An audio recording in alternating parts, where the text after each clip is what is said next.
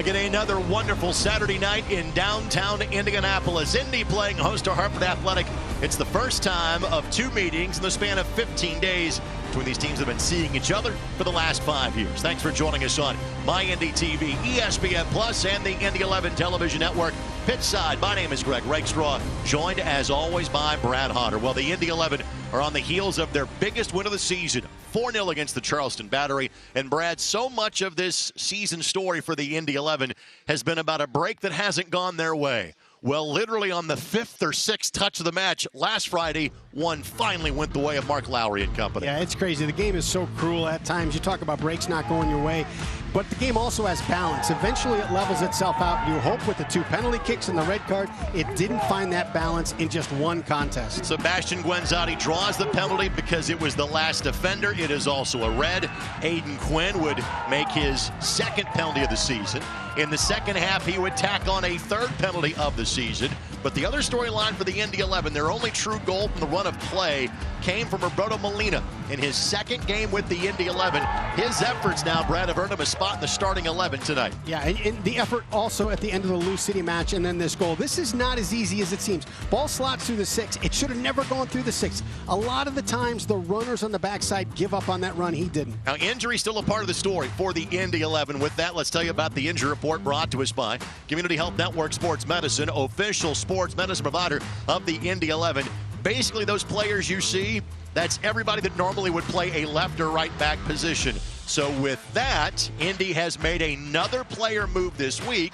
And while this player doesn't play an outside back spot, He knows Mark Lowry well. Sebastian Velasquez has been acquired from Memphis. Great pickup. And when you're going to pick up a player mid-season, it's important that he and the coach are on the same page tactically. So that previous experience is going to be a benefit. And let's not gloss over the injury report for Hartford either. Elvis Amo, that is a big loss for Hartford. He had a double-digit goal-scoring year last year for the Switchbacks when he was a teammate of Cam Lindley. Stick around and stay tuned. Indy 11, Hartford Athletic. It is yours next on My Indy TV, ESPN Plus, and the Indy 11 Television Network.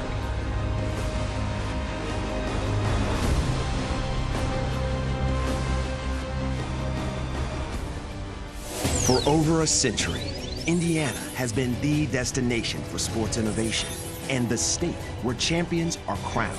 Now, we're entering a new era with Sports Tech HQ, a place that inspires innovation and invests in entrepreneurs who are changing the game, one startup at a time. Welcome to the crossroads of sports and technology. Sports Tech HQ, home of the game changers. Meet Zach. Day and night, rain or shine, even just out for a spin, Zach gets around. But we know Zach, and at Indiana Members Credit Union, we know he's been saving up to trade up. IMCU is here to help Zach and you drive your dream. Lock in your rate with pre-approval. It's fast, free, and makes buying the car of your dreams easier. Today, it's all about Zach. Tomorrow, it's all about you. Because at IMCU, it's you that matters. When your cat's a meme and your dog is too. And it's hard to know what's fake or true. Just raise a glass with a friend or two. You tell them more, tell them more, tell them more, do. When the online trends keep getting worse And you lost your keys in the metaverse. Now your right swipe just went left on you. You tell them more, tell them more, tell them more, do. It's a crazy world, so what do you do? You tell them more, tell them more, tell them more,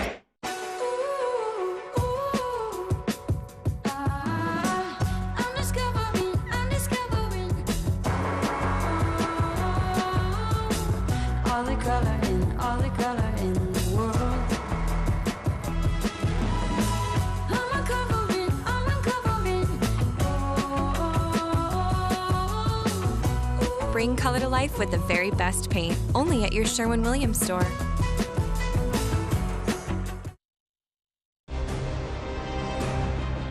Tonight's match is presented by your Central Indiana Honda dealers. Central Indiana is proud to be Honda's home turf too. Search your local Honda dealer today. And by Community Health Sports Medicine. Exceptional care, simply delivered. Let's get right to our starting lineups there, presented by your Central Indiana Honda dealers. Central Indiana is proud to be Honda's home turf too. Again, we've seen Indy have to do some things differently formationally. They basically played 4 center backs the last 2 games. Tonight they trot out a 3-5-2. Yeah, and you look at Molina now, he's in that 3rd spot that he's been in 3 games. Came in off the bench and really helped in Lou City when we were out of outside backs and jumped in as a wingback. On the flip side for Hartford Athletic, they made a couple of changes last week. They made a change in goal in Joe Rice, and Joe Rice mainly had a clean sheet against Louisville. That catches your attention, but also they have now added kind of some more midfield strength. They made a change in terms of adding Luke Merrill, giving him his first start last week. Again, just 2 wins for Hartford, but 0-0 against Louisville gets your attention. Right, you start building that momentum, you start building that confidence. Joshua Encarnacion is our match referee for today's contest. So you see the remainder of the crew, Nicholas Balser, Matthew Rodman, and Christopher Slane, our 4th official for this one. Sunny conditions, and we feel the only haze would be added by the smoke of the Brickyard Battalion. We thank you for joining us for Indy 11 Soccer here on My Indy TV and ESPN Plus. 6th matchup all time between these two sides. The home team has won every time they have played. Indy 3-0 in Indianapolis against Hartford Athletic, with Hartford having won both matchups at home. The 2 teams split their meetings a year ago, with Indy winning 1-0 at the end of April, losing 2-1 in mid-August. Both Indy goals last year scored by Iosa for the Indy 11. Niall Logue will sweep this one back to the center of the park. Meshack Jerome was largely kind of relegated to somewhat of insurance duty for the Indy 11 over the first, say, 2 months of the season. Foul whistled against the visitors from Hartford. Cam Lindley will restart quickly. Here's Molina. Let's also note that the player that's on the ball right now, Harrison Robledo, has been kind of Juan Tejada, a player you have penciled in as a sub in every match this year, now gets the start tonight as well.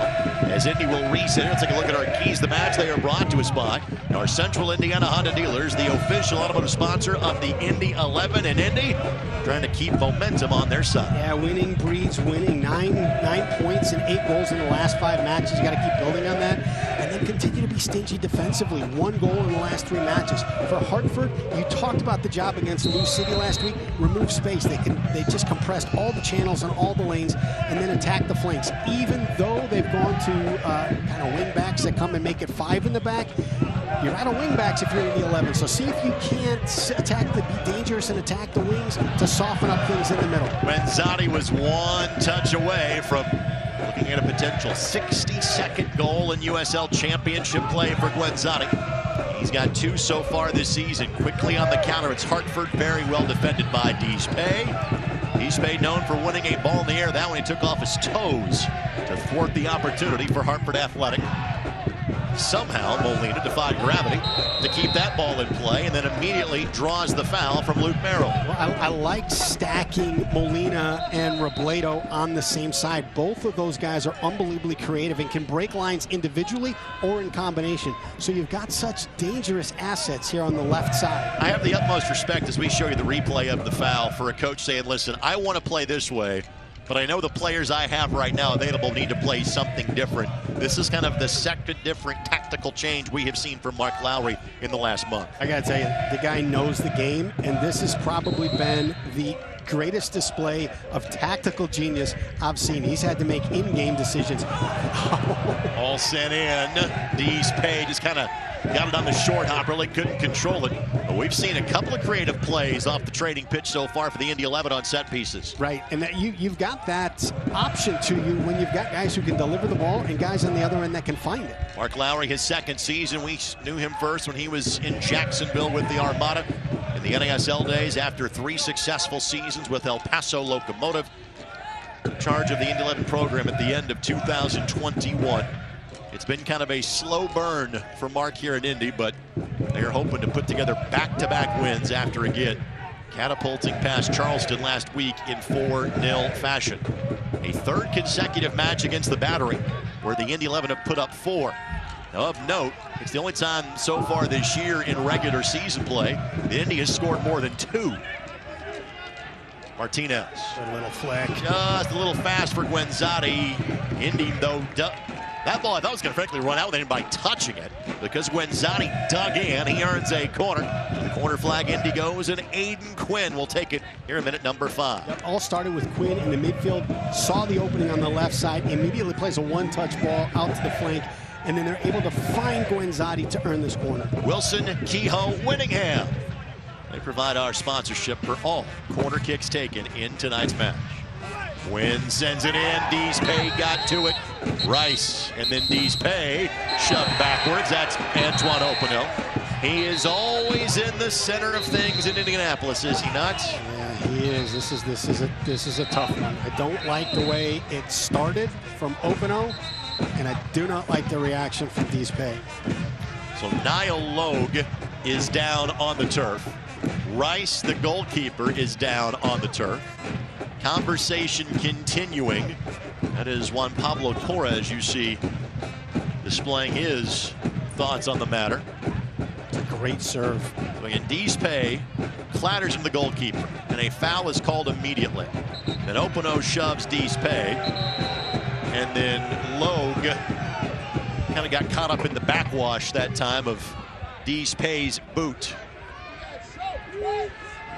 Mr. Encarnacion has some conversations to work through immediately.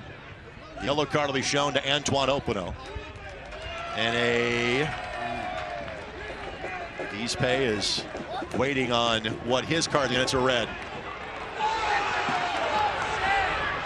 So Indy got the benefit of a red card less than a minute in last week. The tables will turn in the other direction this week.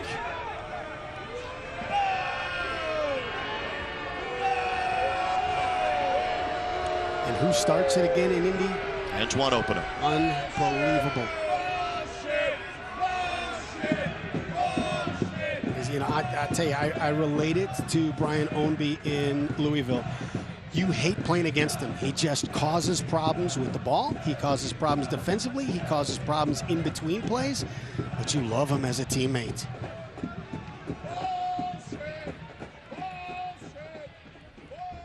So again, let's take a look at this one more time. And again, Deespe, there was a foul called there immediately. Again, no doubt about that. He was late to it. Then shoved by Openo. Yep. And again, he goes down. It's the extension right there. And then it's the boot to the face of Logue. That is what will send Deespe to the showers early tonight. You know, we talked moments ago about the tactical IQ of Mark Lowry and how, you know, usually you don't anticipate early red cards. You don't anticipate a dislocated shoulder 90 seconds into the match.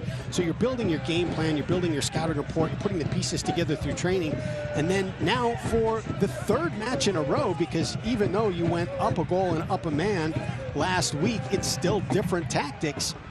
You're having to scratch everything and create from nothing here. So the red card shown. Deespe picks up the straight red. And again, it is the extension of the boot as Logue is going to the turf that was the reason for the red being given. That, again,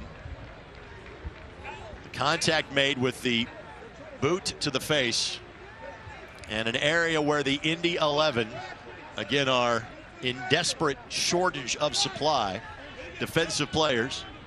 As Deespe gets a couple of handshakes from 11 fans, but he'll sit for the rest of the match. Indy will be a man down, and after getting that break a minute in last week, now it's almost the exact opposite.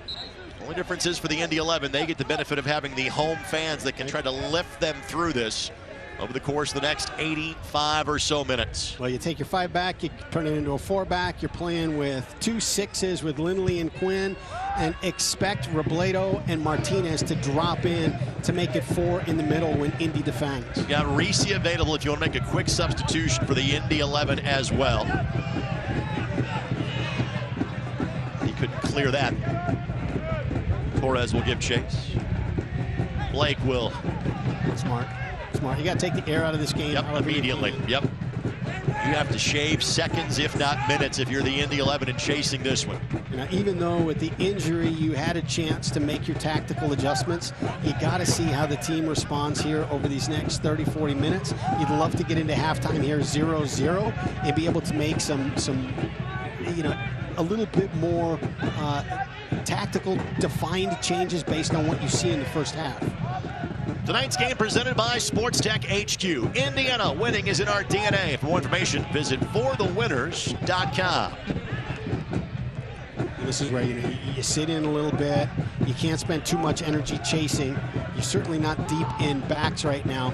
But you got to pick and choose your times to go when you have the ball, and you got to pick and choose your times on when you're going to press, when you're going to spend that energy when you're defending.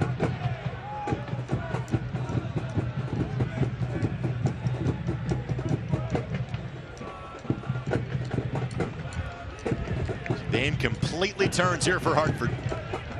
Hartford team with just 2 wins on the season, and coming off an impressive showing against Lou City to earn a point, just their 9th of the year. They are in last in the Eastern Conference. Indy currently in 7th. Jesus Vasquez steps to the challenge here. It's still early enough here for the Indy 11. You're thinking about trying to at least nick 1 if you can. But Guenzati will be largely on Strikers Island to some degree tonight. Yeah, and if you can keep this at 0-0, you know, and look for a restart, a counterattack, some kind of opportunity to pull the 3 points, you'd be getting out of here with 1 point 0-0. You'd be thrilled. And the good news for Indy is that they're not in a situation where they turn around and play midweek. I don't mean midweek matches coming up. So they pushing it to July. Obviously now they will have to prepare for missing another defender in D's pay. Quinn kind of pulled up there. Jerome heads back, blasted and scored. Hartford Athletic is on the board first. Give the goal to Kyle Edwards, the native of St. Vincent the Grenadines. And Hartford Athletic will make Indy chase the game even further with a goal in minute number 11. Miscue at the back for Indy. And Quinn, kind of instinctively almost, grabbed and then realized, I can't do that because of now you're potentially playing 2 men down. So when he has the miscue here, watch him. He lets up wisely, and you're just hoping Ertl can do the best he can, and Edwards beats him to that far post. And immediately you see the impact of Dispe being gone, because now you've got to have Mishak make that run all the way across, as opposed to Dispe being in that space and being closer and able to slow play down or get into the defensive pressure a little bit quicker. Edwards getting just his 5th start of the season. That being said, that is his 4th goal of the year. Played last year in MLS Next Pro for Houston Dynamo 2.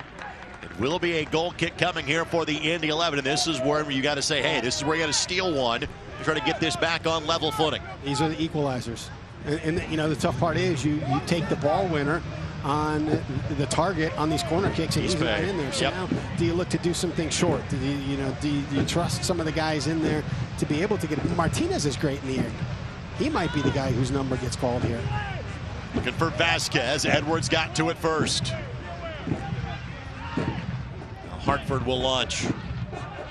Prince Sadie flying down the flank. Jerome doing his best to stay in front of him. And Jerome draws the foul. Well done by Mishak Jerome. The veteran of numerous seasons of playing for Moncloa. Wherever Mark has gone, Mishak has gone with him. Again, were it not for injuries, he's probably in a reserve role this year, but those injuries have thrust him back in the lineup. And now really it's, in terms of natural defenders, it's a back 2 for the Indy 11 right now. Great ball by Cam. What a win by Martinez. Can he beat the keeper to it? He cannot. And that is Joe Rice, who made his first start of the season last week against Lou City. Rice got a handful of matches last year with Loudoun United, and then was transferred to Detroit City to back up Nate Steinwasser late in the season. Tonight's match was presented in part by the Keystone Group, specializing in transformational developments, construction, management, and investments. That's a video save by Rice. You look at that ball that Martinez puts out in front of him, and if it's somebody else. Flag stays down. Opportunity here, and missed it near side. No touch. Opportunity goes by the wayside for Hartford Athletic. If it's somebody else with that heavy touch, you might think, no worries, I can come out and casually collect it. But Martinez's pace, and you got to get off your line quick and get to the ball. Martinez 5 goals last year with Sacramento. He has yet to score one for the Indy 11, but he is the Indy 11 leader in assists in regular season play with 2. And as expected, Indy's going to make a tactical change. So Gustavo Risi is going to come in, and somebody else's night for the Indy 11 is going to be awfully short. Another giveaway in midfield by Indy. Merrill knocks it forward. Ertl makes the save. In flag stayed down. Corner coming for Hartford Athletic, and it is a barrage that Ertl is facing here in the early going.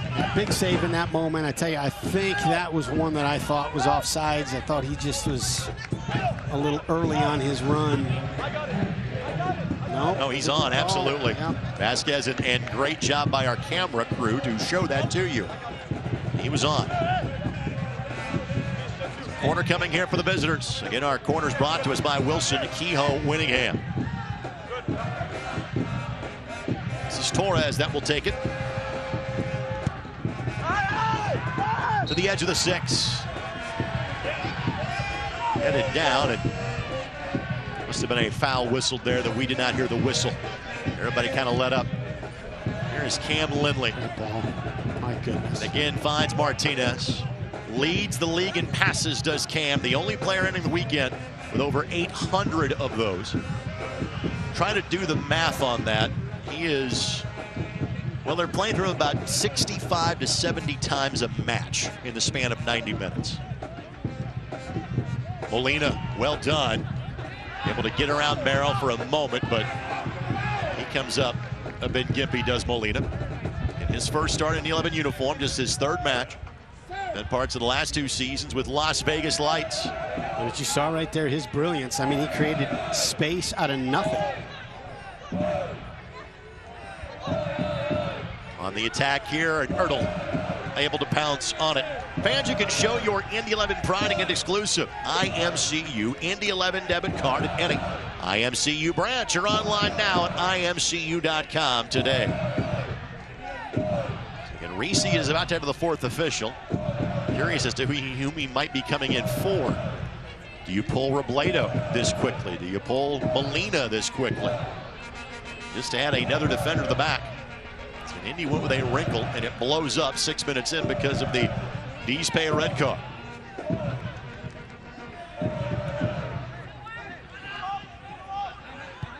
Here's Merrill. Merrill, a first-year pro, played Division II soccer at Westminster of Utah. Certainly the starting lineup last week. Our first Jiffy Lube substitution of the match. Again, nothing that Harrison Robledo has done wrong, but he's going to be the player that exits as Indy just has to add a body at the back. And so with that, Gustavo Risi will come in, and Harrison Robledo, through no fault of his own. And Mark goes over to apologize to him, says, sorry, kid, you didn't deserve it, but we got to make a move and get one more body at the back. Yep, and you know, he's a fighter, he's a competitor, so he wants to be out there. He wants to be the one that helps get this thing even, and maybe even gets it to the place where you can pull two. And again, Harrison is the youngest of the regular rotation players. He's just 21 years of age, on loan from FC Cincinnati. Here's an opportunity. Martinez, when Zani leaves it. And again, in part because of playing a man down, in part because of a difference in formation. Normally there's been a guy making that run on the opposite side of Quinzati this year. That guy's not there right now. Robledo just got taken out. That was his space. And still, you hope that Quinzati checks his shoulder, and he had a brilliant ball. I think it was against Pittsburgh, where it comes into him, and a player's coming right off his shoulder, and he holds it up and lays it off for him. So as you see on your screen, Indy 11 will play a man down, barring something of a difference in penalty. Sadie will track this down for Hartford Athletic. Now Torres probing the space. He was able to play all systems forward last week, playing a man up. Now the shoes on the other foot. Beautiful ball back post, headed up and over. Again, the build-up sublime. The finish just was not there for Hartford. Let's thank our friends, the Morales Group. The Morales Group, staffing agencies find jobs. We build futures. A great little touch, floated to the back post, out of the reach of Ertl.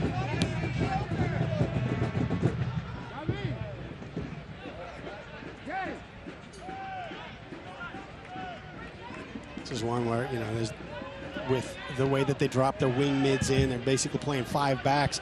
Guenzati's in a 1-on-5. How much energy does he have?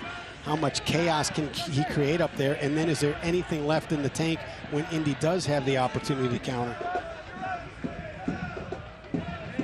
So what was a 3-5-2 is now a 5-3-1 for the Indy 11. Already chasing this match because of a turnover at the back after the penalty. Led to the opportunity for Kyle Edwards, in which he cashes in, which ties a team-high 4th goal. Quinn, another good-looking ball, as you expect from this talented midfield for the Indy 11. Lindley sizing up his options. They've been playing through Martinez as often as they can tonight. 100%. I was going to say the exact same thing. I mean, it was on before the red card, and now with the red card, you can see he's going as wide as he can, seeing if he can pull the edge defender out, and then they're looking to just drop that into space and a hope that his pace and his technical creativity can break down the Hartford back line. Molina, throw-in coming here for the Indy 11. Well, a special guest is joining us here in the booth. I want to make sure we say hello to Kevin O'Toole. He is the plan president and CEO of MHS, that is Managed Health Services. Kevin, thank you for the time. And since we're a man down, did you bring your boots with you tonight? You're able to go out there if needed? Sure, absolutely. It's a new partnership you have with the Indy 11. Tell us why Indy 11 was the right opportunity for you. Well, we're very careful about the partners we choose. At MHS, we're a healthcare coverage company that focuses on improving the health of our communities one person at a time. Indy 11, represents such a diverse group of citizens within Indiana, and they serve all populations, as do we. And it's important for us to connect to everyone in the state to help them improve their health care. So Indy 11 is a valued partner, and we're happy to kick that off tonight. Well, it's very craftily named in terms of the month of June, where you're trying to kick hunger. Tell us about that. Well, we have a Kick Hunger event or program going off in the month of June, and that's a partnership between MHS, Indy 11, and Gleaners Food Bank. And so we're actually having a drive to collect monetary donations that we hope you in the audience is interested in giving. And if you are interested, if you go to the website give.gleaners.org/kickhunger, you'll be able to help out and help those in need. There are many people that are in need of food at this point in time, and as a group, we're working to help. Yeah, and that's one of those things too. Everybody's got to do their part. We're a community, and we got to be there for one another and help each other and pick each other up. Absolutely. We're all in this together. A restart coming here for the Indy 11. Again, Kevin O'Toole, Plan President, CEO of MHS, joining us. We're talking about a partnership, but I know it was also very important for you to be on site, to be at today's game. Why was that the case? Well, you'll see us in the community at many events. It's important for us to meet our members where they are so that we can connect and help educate. Right now, approximately 1 in 3 Indiana residents are served by the Medicaid program. And since the COVID public health emergency has ended, the Medicaid recipients are going through eligibility redetermination, something they haven't done for a couple of years now, so they may have forgotten about it. Some of that redetermination happens automatically based on what's in the system. So it's important for Medicaid recipients to go into the Family and Social Services Administration's website, that's fssabenefits.in.gov, and update their information. And then after you update your information, keep an eye out for the mail, because that'll let you know what you need to do to maintain your eligibility and your coverage. First of all, Brad always comments on my memory. Kevin's ability to memorize websites pretty impressive. Unreal. He's got my attention on that. Well, you talk about getting out in the community, and perfect. And it's family night tonight, so great night to be out here. The weather's great, the crowd is great. So super excited that you could be a part of this night and be here in person. Well, thank you. We are too. We're part of the community. It's important to us. My team is really excited about what they do, trying to make a difference in the lives of others and help them preserve access to health care. And we're happy to partner with Indy 11 and Gleaners to do such. All right, give the website one more time, Kevin, for fans to find out more information about this wonderful effort. So it's give.gleaners.org/kickhunger.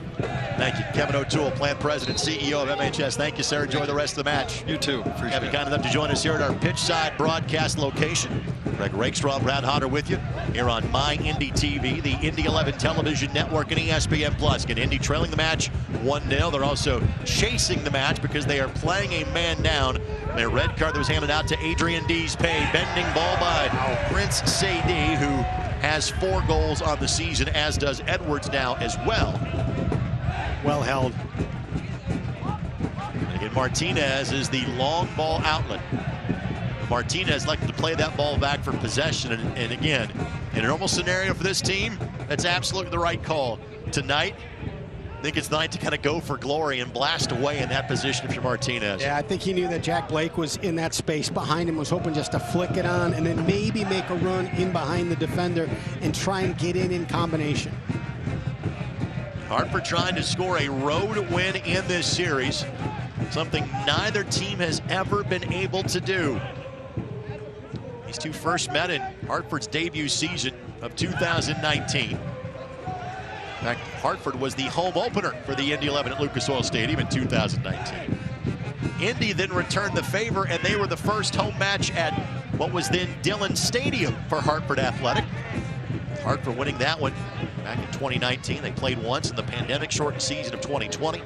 Indy won that one 4-1, and again, they did not see each other in 2021, and they split their matchups a season ago. Of course, this match is brought to us by Community Health Sports Medicine. Exceptional care simply delivered.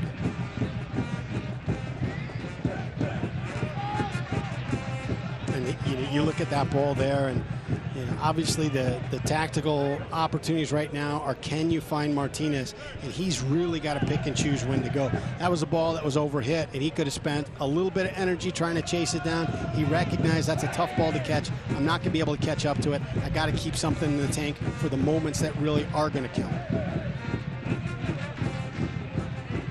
After last week, Indy, we all said, I can't remember the last time that, if ever, that Indy has had a man advantage so early.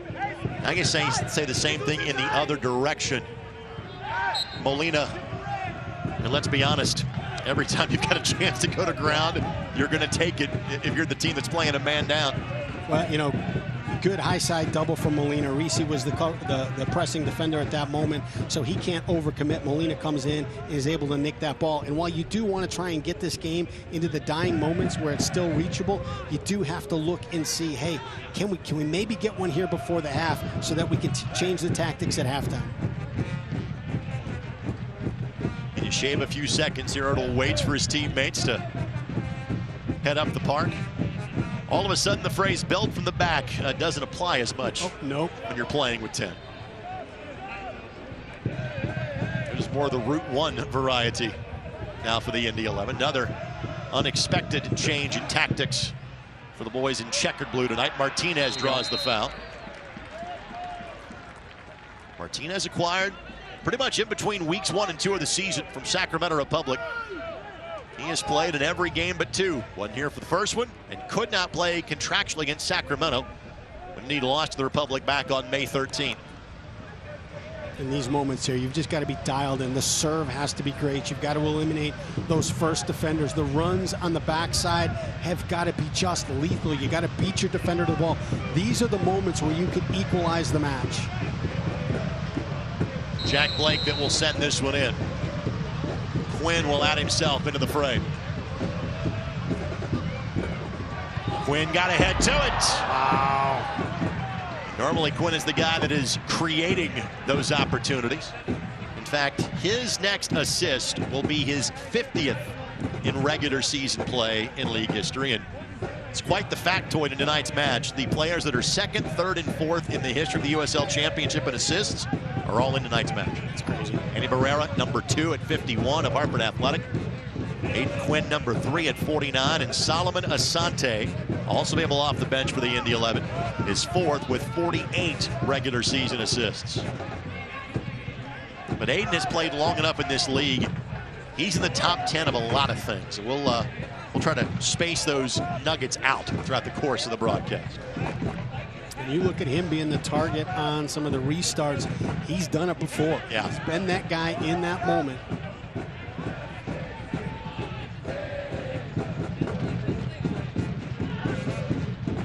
But it's largely featured in the Western Conference over the course of the last couple of years, so we have not seen his greatness on a regular basis. We are seeing it now.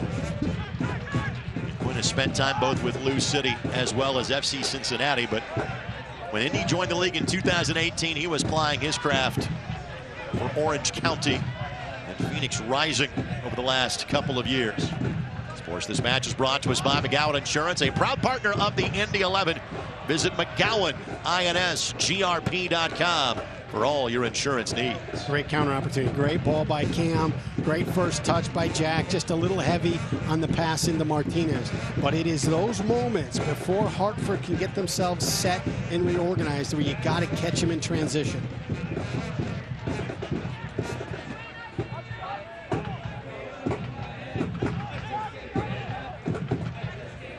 Reese, his first real activity of the match since entering in place of Robledo approximately 13 minutes ago. Reese has been much more of a factor in the lineup as of late because of the myriad of injuries, and we showed them to you in graphic form in the pre-game show as Ishak Jerome expertly knocks that ball backwards about 40 yards. But to verbalize them, Robbie Dambrot out with a foot injury. Yunus Boudadi out with a dislocated shoulder from 2 weeks ago against Lou City. Brian Rebion got hurt when he scored a goal against the switchbacks of Colorado Springs on May 20th. The team acquires Macaulay King, and he gets hurt in training a couple of weeks ago. Hurdle has that one camped out. Mishak Jerome gives Edwards a chicken wing because he can. He's 33.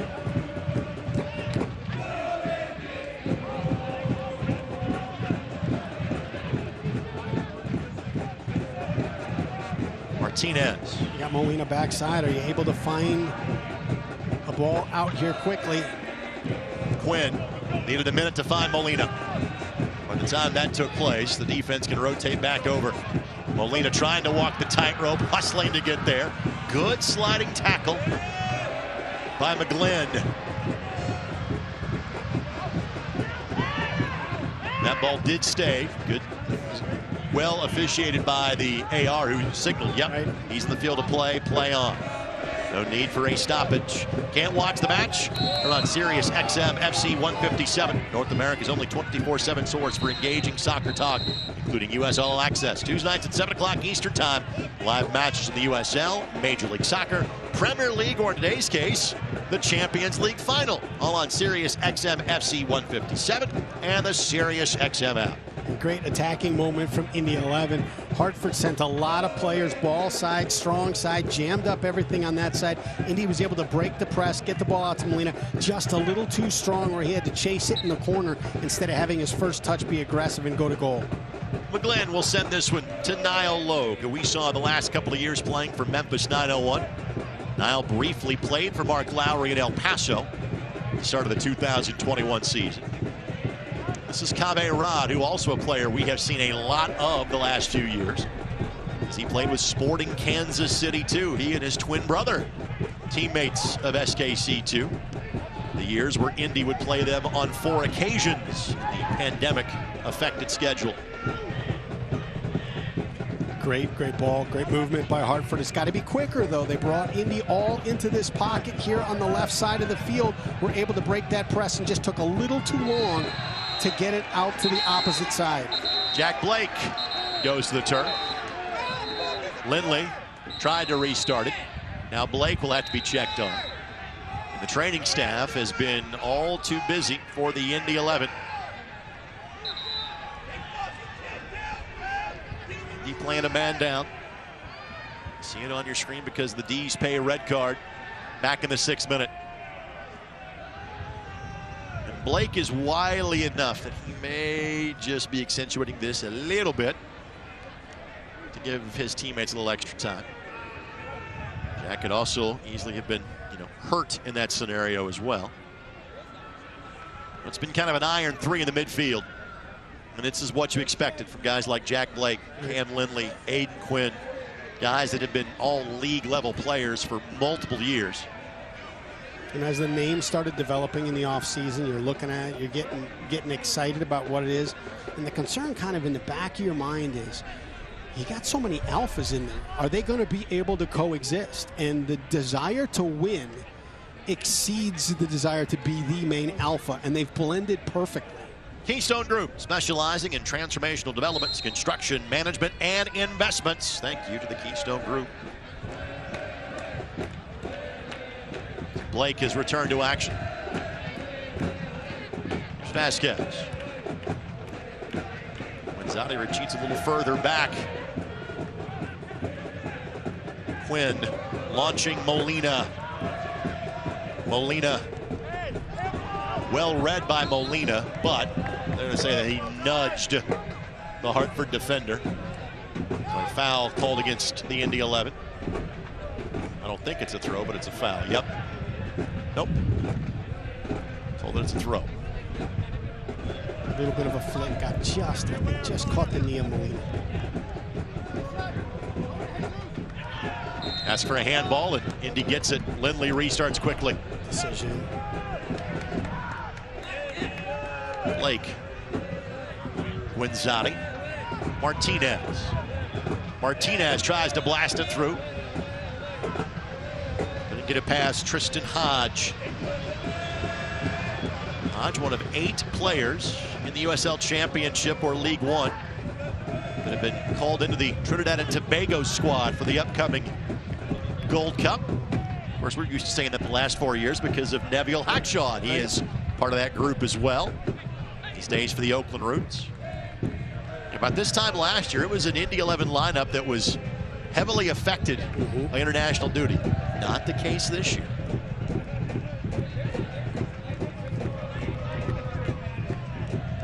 Of course, this match is brought to us by your Central Indiana Honda dealers. Central Indiana is proud to be Honda's home turf too. Search your local Honda dealer today. You've referenced this a couple of times, Brian. You say, hey, just kind of get this to halftime and then you can start to switch things up. Again, we saw the one change as Rice will quickly hop on that one. The one change to bring in Reese and pull Robledo. What else do you have left in the bag if you're Mark Lowry at halftime? Well, it's going to be situations like you just saw with Molina. When that ball comes into him, can he be a little bit deceptive and look, especially in the attacking third and in the attacking half of the field, can he draw a foul? Can he get some restarts in dangerous spots? And if it's just going to come from traditional, non-creative play, it's too easy for Hartford to read. But if you got guys that can try to get a guy off the dribble and be creative in those moments and draw a restart here and there, you've got the chance to equalize the match. How about this for Tab Ramos? They make a major move to get Edgardo Rito from the Oakland Roots as of Thursday.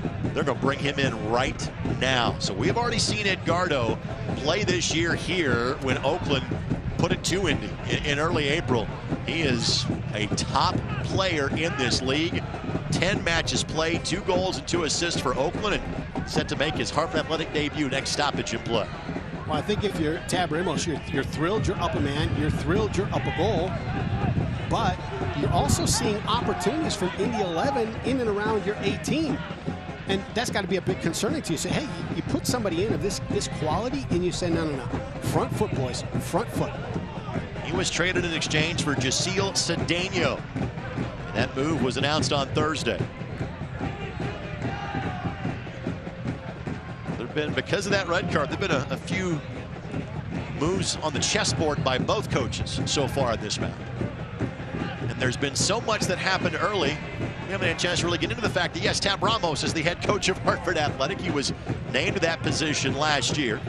Tab, of course, a legendary American soccer player, originally from Uruguay. Spent many years playing in Major League Soccer. Ask for a handball, won't get it. Also has spent time as the United States U20 coach. In fact, the better part of a decade that was the case. Also coached the Houston Dynamo, including when the Houston Dynamo signed Tyler Pasher from the Indy 11 in 2021. Look at the staff they've assembled. Ray Reed, 30 years as the Connecticut coach. Dan Gaspar, probably one of the greatest goalkeeping minds in the history of the position. Yeah, my partner that played 10 years professionally noticed the Dan Gaspar move immediately when studying the notes for tonight's broadcast. He's one of the guys. He and DeChico just have revolutionized the training of this position. So a throw in coming. And Tab goes to the fourth official. Says, hey, I'd like to have a sub here. And much like Harrison Robledo did nothing wrong in terms of being subbed out early, Niall Logue in the same boat. He'll place the captain's armband on Connor McGlynn instead. And Edgardo Rito will make his debut with Hartford Athletic. And Brad, is it just me, or are we seeing more big moves in this year earlier than ever before in our league? Think of Goodrum and DaCosta switching in Memphis and Tulsa already. Right. Well, you look at it too, and we're at the place where everybody is still alive. But there's a few teams that are like, hey, if we're not pulling some points here pretty quick, we're going to be having different conversations in the front office and in the clubhouse. So you look at some of these moves that are being made, and it's not out of desperation, but it's out of, hey, that clock is ticking. We mentioned the fact that Hartford comes in last in the East, but A, we're a month away from the halfway point of the season. But B, Indy's in 7th. 8 teams going to make the playoffs. Hartford 6 points back. So nothing is lost at this point. Right, but nobody can let the season start to slip away. You got to make sure that you're sticking in it. You're still in the conversation. You still have got a heartbeat and a bit of hope for postseason. You've heard me talk about Rito and simply say he's good. Brad, from seeing him play 2 months ago, tell us why he is such a good player. I think it's a great pickup. I think it's a high IQ, great technique, great, he's a leader on the field. He's one of the top players in the league. And for Hartford to pick him up at this point, it changes the complexion, changes everything. You come into the training environment, you got a guy like that in the clubhouse now, it's like, all right, we mean business. And while they play different positions, it is also the perfect pick-me-up knowing that Elvis Amo just got hurt for them a week ago. What a ball, look at that. Openo tries to knock it forward. Can he keep it in play? No. Good job by Ertl to snare the cross. He didn't know that the flag was going to go up. And obviously we know Antoine Openo so well from his time in Lou City, having joined that franchise in 2019. We, of course, raved on, we thought the best free agent pickup last year in this league was Trevor James in his first year in the league, getting a player like Openo from Lou City, and Antoine was fantastic. The numbers haven't been there as much this year, but now adding a player like Rito to his skill set, what does that do for Hartford? Well, I think the great thing about Openo is he can create and he can finish and he can do stuff off the ball like you saw, just bother people and create stuff just because of the emotion of it. Blake sends it in, but just kind of in between everybody. As Guenzani, Quinn all kind of looked at each other and nobody was in the vicinity. So frankly, since Indy has gone a man down, they've been pretty much level on possession. There's been a couple of dangerous moments, but it's been a while since that's been the case for Hartford. He's had possession. They have not created much with it. And there are certain balls where you see, oh yeah, and he's playing a man down.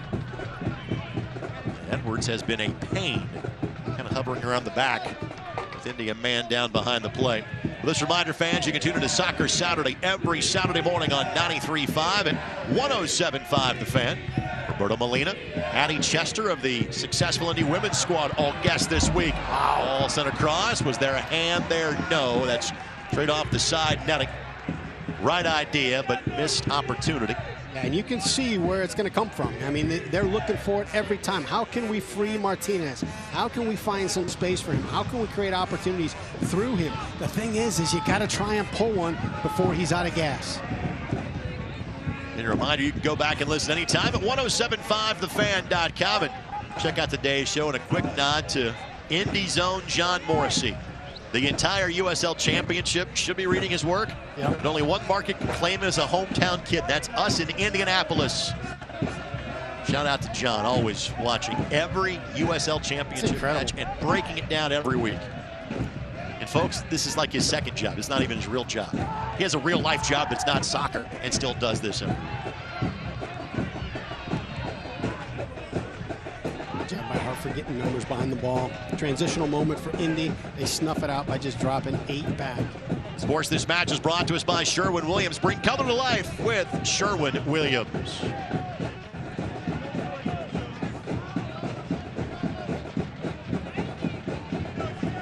Both teams have already made one substitution. A couple more windows for each. Indy does have a full complement of 18 on the bench. That has not been the case for a while.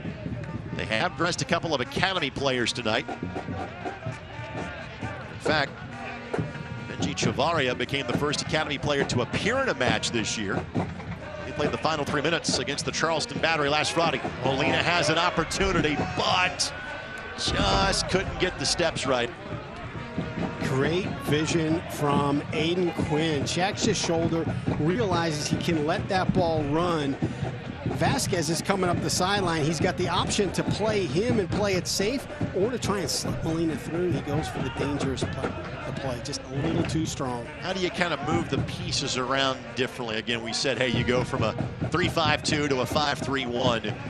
Anything in terms of the channels you play, the balls you play, now that you've got a chance to kind of settle in on this, how does Mark Lowry attack this differently in the second 45? Well, that was a great example because Quinn's got 2 options there. He can play a possession option, which kills time, or he can try and slip a player through and see if he can get an attacking chance on goal. And the fact that he goes for that, that's an IQ play. So one of the things you're going to opportunity here, but the friendly turf here at Carroll Stadium help, and then Indy gives it right back. Here's Rito's speed, but couldn't get there in time, and look out there, guard. He's got pace.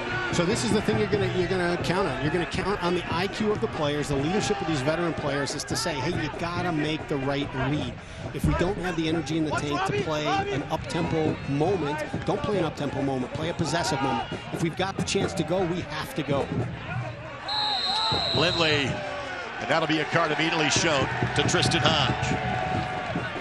Quinn restarts, but they'll blow it dead because Lindley is still down as Lindley went flying. So yellow have been shown to both Antoine Openo and Tristan Hodge. We have seen Tristan in both Memphis and with the Switchbacks.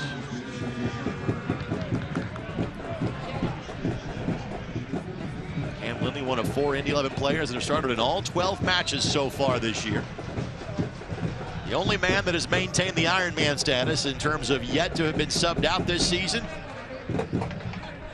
Yannick Ertl, who spent last year with Hartford Athletic. It's part of the reason why it's extra unfortunate that Yunus Boudadi is out injured, because he spent each of the last 2 years playing for Hartford. In fact, Yunus played in 61 of 66 matches the last 2 seasons. Quinn again. Just normally you think there's a person there, and that guy's not there right now. Well, I think that was a mistouch. I think he felt like that was one that was a little simple for him, and maybe takes his eyes off the ball and slips through. Is Aiden Quinn capable of a mistouch? That just means like others around him weren't on the same plane of thinking as Aiden Quinn, as the man who was 3rd in minutes played in the history of the USL Championship. That is amazing. Tonight is 237th regular season match in USL Championship play. To that point of the field position players, he has played the most minutes this year. He's basically been subbed out for a whopping total of 30 minutes all year.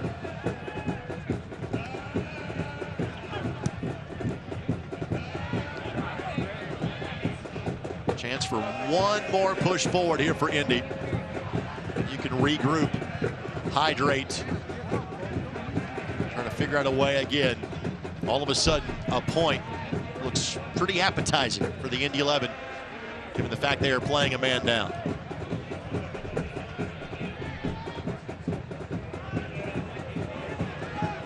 Just reminder fans that Hyatt Place and Hyatt House downtown Indianapolis is where you can experience comfort in downtown Indy. And that's going to be it. So for a 2nd week in a row, an early card is a big factor in the decision. It was not a penalty this time, but it was a mistake that was pounced on quickly by Hartford, have given the visitors a 1-goal lead, as for the first time in the 6 matchups between these 2 teams, the road team is in position to get all 3 points tonight. And you talked about how the red card didn't lead to a PK, but the goal came through the vacated spot by Deespe. 1-0, Hartford leading the Indy 11. Stay tuned. Halftime coverage comes your way next as you're watching My Indy TV, ESPN Plus, and the Indy 11 television network.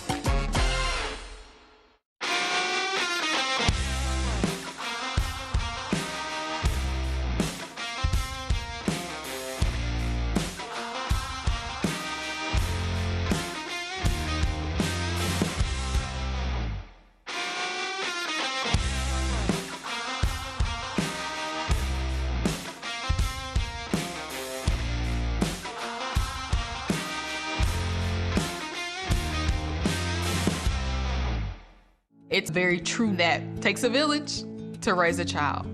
And when it comes to my healthcare village at Community Health Network, it's all nestled right in my phone. Accessing healthcare is the ability to be connected with your provider and ask a question when you need it. I feel like when I'm meeting with a community nurse practitioner or doctor, they're tuned in to what is going on with me and the way that they can serve me best. Stand by me. And the winner of the Indianapolis 500. Indiana, winning is in our DNA.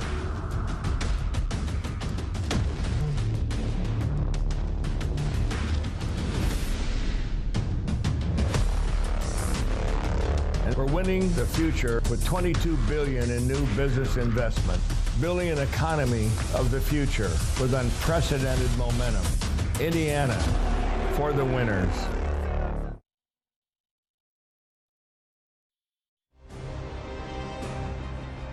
Another splendid Saturday night in downtown Indianapolis. Indy and Hartford Athletic. Indy returns today to the Northeast in just 2 weeks. More on this match in a moment, but let's share with you something that happened a week and a half ago.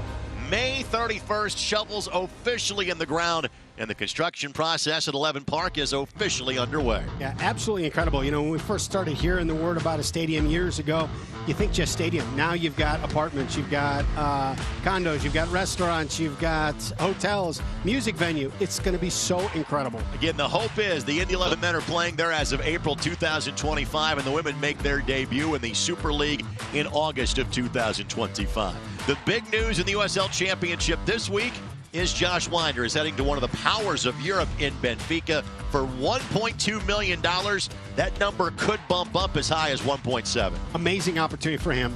Amazing deal for Lou City, and such an endorsement of the USL Championship Academy system. Those record transfer fees keep seemingly getting broken on a regular basis. And El Paso Locomotive, they're on a tear out west. They have won 7 straight. They haven't lost a match since dating back to week number 2. And they do appear on the Indy 11 schedule coming up a little bit later on in the season. Quick check of the USL Championship Team of the Week. Ronaldo Damas is the Player of the Week, but Aiden Quinn represents the Indy 11 after converting not once but twice from the spot in last Friday's 4-0 victory against the Charleston Battery. Great consistent play from him all season. Great to see his name up there. Stay tuned. More halftime coverage comes your way next as you're watching Indy 11 Soccer on My Indy TV and ESPN+.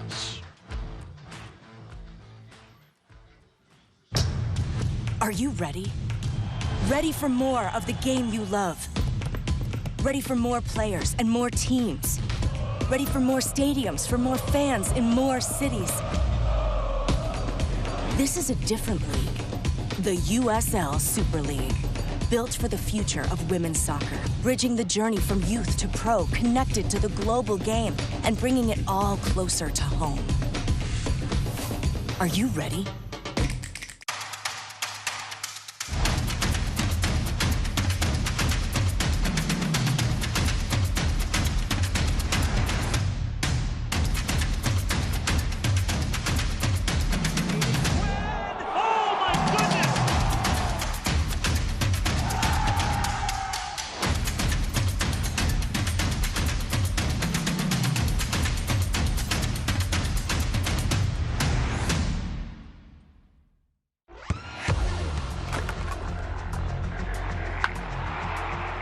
We all have goals. But let's be honest, most of us aren't going to be professional athletes. But if your goal is to finish your degree, we can help. Come to a university that puts your goals first. Bellevue University, your partner in finishing goals.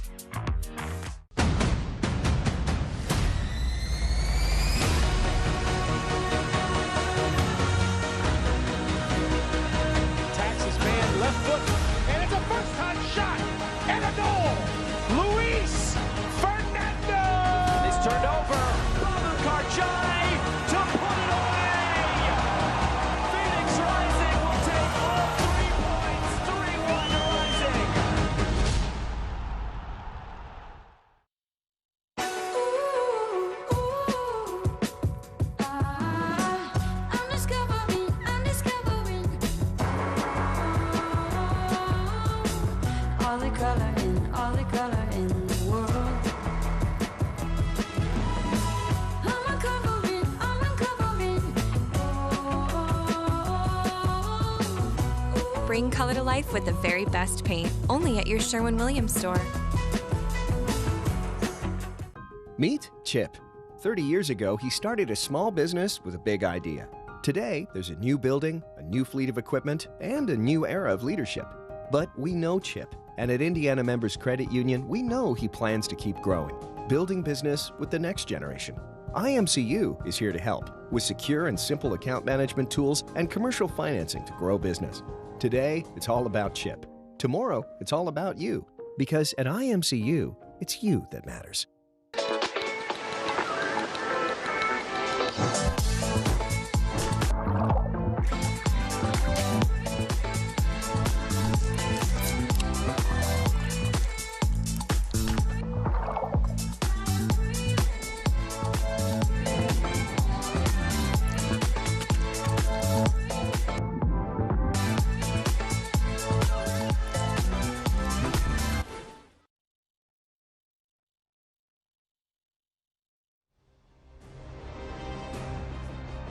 Back inside Carroll Stadium, you see Adrian Dispay on his way to the locker room. That happened about 50 minutes ago because he was asked to leave after just 6 minutes. After a week ago, the Indy 11 played a man-up for 93 minutes.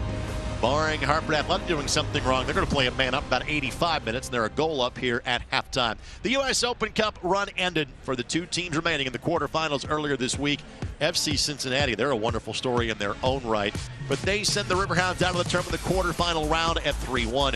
Birmingham Legion had a wonderful crowd at home in midweek, but Inter Miami, without Lionel Messi, beat them by a score of 1-0. So the semifinals now take place, and they'll wait until the Leagues Cup event that happens between Liga MX and Major League Soccer kind of concludes. So the semifinals won't be played until late August, and that semifinal on your screen that you'll see will likely have Leo Messi playing in it just down the road at TQL Stadium. How about that? And you take a look, Birmingham, 18,000 showed up, unbelievable, another record for them. And somebody put up 3 goals on a Bob Lilly team. Are you kidding me? I don't care who it is. That's how good FC incredible. Cincinnati has been playing as of late. And by the way, Birmingham Legion is whom Indy plays next Saturday. That's our first road telecast of the season. We'll have it for you on My Indy TV coming up next Saturday at 8. And you see Birmingham Legion right above the Indy 11 in the standings for their success in the Open Cup. They've been on a terrible run in league play, but you get a feeling it's a matter of time before Tom Soane's team figures it out. Right, and you take a look at the hand that Indy has dealt themselves for tonight in the uphill battle that they've got to go here in this last 45 minutes. But if they can equalize and they can pull a point and they can put themselves level with Birmingham, that is massive considering the situation we're in right now. Schedule coming up in terms of around the USL Championship. Other key matchups, you see Lou City and Memphis tonight. Memphis has been playing really well. Hartford will turn around and play midweek against Detroit. And as we mentioned, next up for Indy Birmingham coming up on Saturday night. You can see the USL on ESPN2 coming up on July 1st at 11 o'clock as it is Phoenix Rising and Memphis 901. Of course, you'll see former Indy 11 man Manuel Arteaga as part of that. July 1st, 11 o'clock on ESPN2. Second half action not far away on the Indy 11 television network.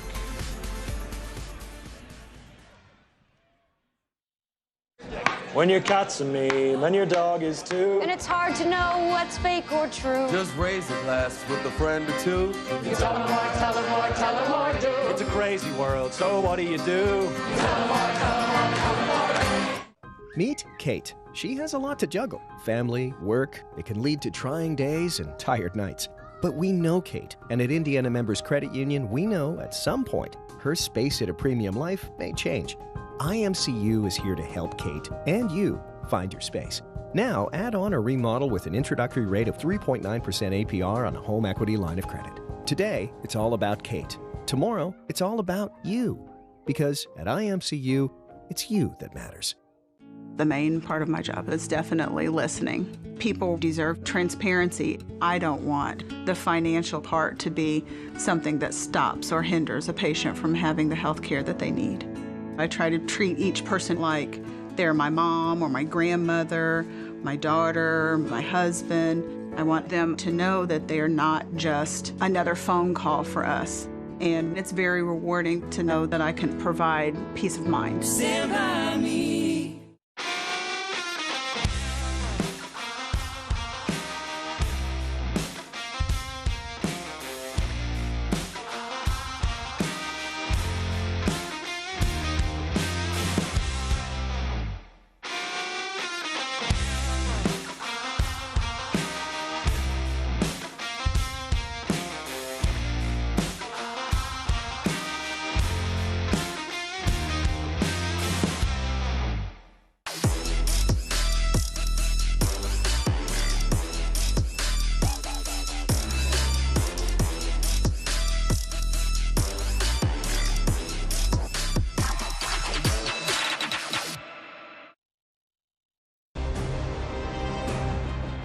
Tonight's match is presented by your Central Indiana Honda dealers. Central Indiana is proud to be Honda's home turf too. Search your local Honda dealer today. And by Community Health Sports Medicine. Exceptional care, simply delivered. We are slated to hear from the head coach of the Indy 11, and Mark Lowry, coming up in a matter of moments. A quick look at our stats from half number one. Again, possession was largely even, which is impressive for the Indy 11, considering the fact they were down a man for the last 40 minutes.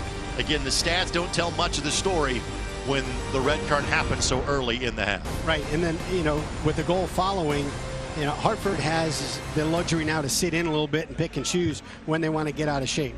I will give you the chance to opine about what changes we see in half number two. But first things first, to the head coach of the Indy 11 we go, and Mark Lowry. Obviously, Mark, a game plan gets blown up some 5 minutes in. Your thoughts about how your team adapted in half number one? I thought we were fantastic. We were the better team in the half. That's the reality.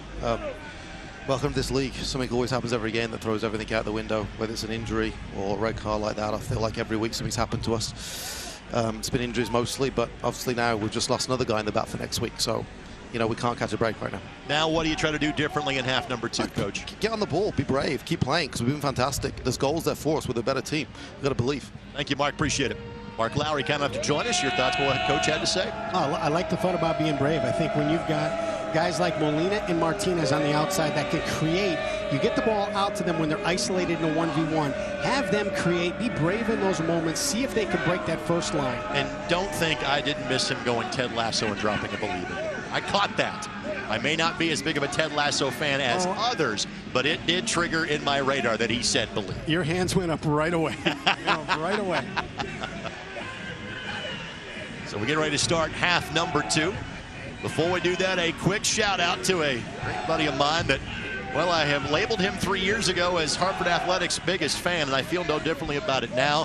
Hello, Seton O'Connor from the Dan Patrick Show. We appreciate you watching tonight, whether that is on ESPN+. We are also being seen and heard on My 9 in Hartford tonight, and obviously the fans of the Nutmeg State are awfully happy with what they're seeing. And since we gave you the Mark Lowry perspective, now give me the Tab Ramos perspective. How are you feeling about this one-goal lead with a man advantage? You're not happy. I think you'd want to have this game put away a lot quicker and change the body language of Indy from hope and believe to, we just got to get through this. I think in this moment here, you take a look at what we talked about with Martinez and Molina being effective pieces for Indy right now. They're both playing in positions that if Hartford attacks on the wings, you force them, just like right now, you force them to have to spend some energy defending, which is going to empty the tank for those moments that they get to go forward. You've got three center backs that are playing that position now in terms of Reese, Vasquez, Mishak, Jerome. You've got Blake and Molina that kind of drop back to more outer backs at this point for the Indy 11 as well. Martinez now kind of drops back into more of a midfield role as, again, it is a 5-3-1. And to be blunt, Hartford is more than content to make this a shell drill and just go back and forth as long as they can, maintaining this one-goal lead. And for Indy, you're just waiting for the missed touch, the poor pass, the guy that just blinks for a moment, loses his focus, turns the defender and a back pass with his back to the field of play, and those are the moments that Indy has to go all out and press. This portion of this match is brought to us by your Central Indiana Honda dealers. Central Indiana is proud to be Honda's home turf too. Search your local Honda dealer today. Greg Rakestraw, Brad Hodder with you. The early red card and then the quick capitalization on it from Kyle Edwards means that Indy have been chasing this game in a couple of different ways for the better part of the last 35 to 40 minutes. Indy has alternated wins and losses since their first match in May, a road win at Loudoun United. If they do not get a point tonight, they would continue that trend. Frankly, the better Indy 11 results this year have come away from this building. Just one win so far in front of the home faithful in USL Championship play. That was against the Switchbacks of Colorado Springs on May 20th. Other three wins have come at Detroit, at Loudoun, and last week at Patriots Point. Here's Merrill. See, that's where attacking wide for Hartford's going to be effective. Look what you've done. You've pulled Martinez back to the top of his 18, and that has been the go-to play for 11 in trying to counter Hartford. Openo. To Cabe-Rat. And now Hodge. Both teams have a total of 4 substitutions available to them. Both teams have just a couple of windows in which to use, with Reese replacing Robledo in half number 1. Edgardo Rito making his Hartford debut in for Niall Logue towards the end of the half. Well done by Hodge. And that could be the equalizer it's right there. It's going to be 10 v. It's a yellow, and it's going to be a red. So it's 10 v. 10. Did Lindley commit a grab? Absolutely. Did Hodge completely lose his stuff when he had no reason to? He absolutely did. Now let's hope that Lindley is okay. But now it is all of a sudden a level playing field at 10 v. 10 for the next 40-plus minutes. Do not understand this from either of the players in this moment to put their teams in this kind of position. I just don't get it. So unnecessary. You have to want to win more than you want to have to get even. Let's take a look here. Again, did Lindley grab him? Absolutely. No doubt about that. And then that kind of retaliatory swing. Hodge is done for the night. And for Hartford, that is their first red card of the year. And again, Lindley grabbed him. No doubt about it. Absolutely no doubt about it. So how's your tactics on 10 v. 10, Coach? You know what? The way that they're pulling a rabbit out of their hat every single week, they got something ready. Now, just so you know, this is not the soccer tournament. This is not going to be 9 versus 9 in 5 minutes, then 8 versus 8. We don't think it's going to get that direction. But each team playing a man down. What did Mark Lowry just say 5 minutes ago? It's something different every week. It's different every half. Here we are. So the yellow card officially was shown to Lindley. So let's, again, both of them kind of pointed at Hodge, but again, that was the proper adjudication of that. Lindley with the grab. Ertl able to get in the way. Do you change formations now if you're the Indy 11, Brad?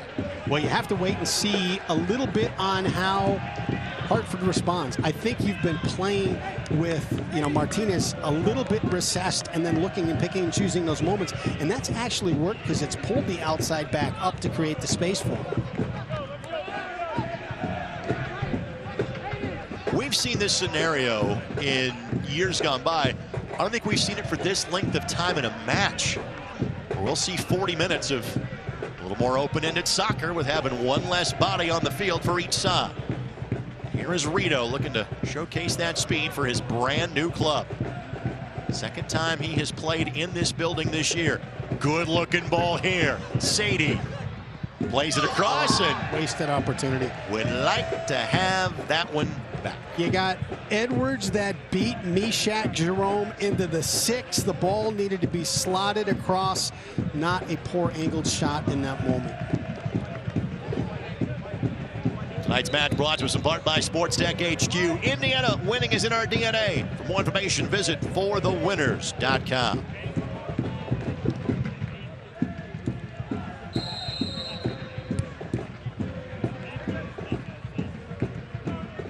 Jerome just likes to clear that a little bit, but Mark Lowry not happy about the way that played out. And Martinez going to be for his reaction to the admonishment from Mr. Encarnacion. We'll learn a little bit more of a conversation. Martinez very wisely just kind of sitting there and taking it. Yes, sir. Thank you, sir. Appreciate that, sir.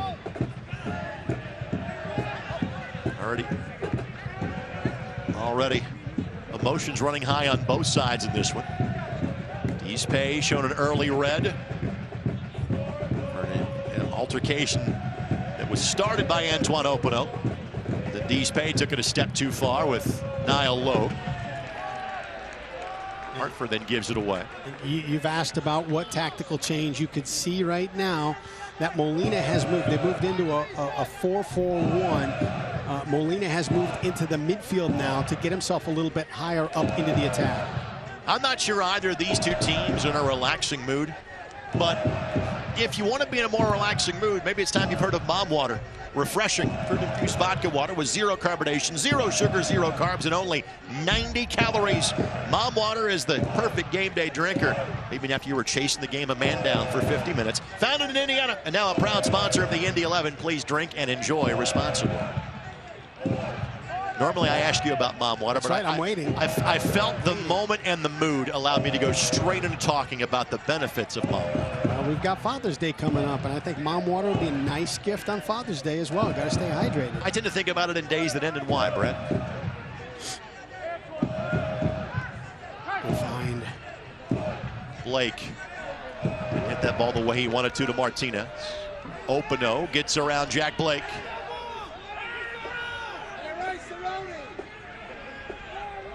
Can't allow these runs to happen. You cannot let this game. Sadie, left foot, takes a turn, and that's off of Reese. Corner coming here for Hartford in minute number 54. Unacceptable. You can see the body language has changed since it's gone 10 on 10. There's a rejuvenated Indy going forward, but you cannot take your focus off the recovery runs and let a runner straight down the middle be unmarked. And if you're Indy, even though you're on a level playing surface now in terms of numbers of players on the pitch, not on the scoreboard, you got to keep this at a one-score game. You do. You spent so much energy in that first half being a man down trying to compete that if this is 2 and you've got to chase 2 goals, that is too big of a mountain. Ball sent in. Reese got there first for Indy. Opino tries to settle. Molina got there instead. Nodded forward by Lindley. Molina's got Martinez to his left. Martinez tries to pick up the speed, but hustling back is Edgardo Rito to clear it away. That corner was taken courtesy of our friends at Wilson Kehoe Winningham.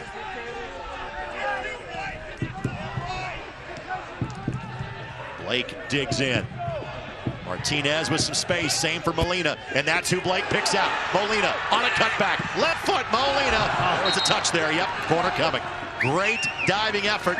We talk about Rito in terms of what he has meant offensively. Made a couple of pretty good defensive plays, but now you hear the Brickyard Battalion really able to get into it for the first time tonight. A terrific moment. Great ball from Mishak to find Guenzotti. Guenzotti out to Blake, and then just a ball across the box to Molina to give them a chance. And again, less traffic with one less man in the box on each side. Reese off his shoulder. Goal kick coming. Corner brought to us by Wilson Kehoe Winningham.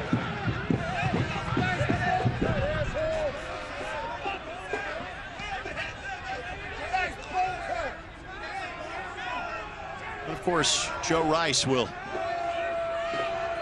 take a little extra time to restart this one. And our graphics department has to go to the back end of the handbook to demonstrate this one.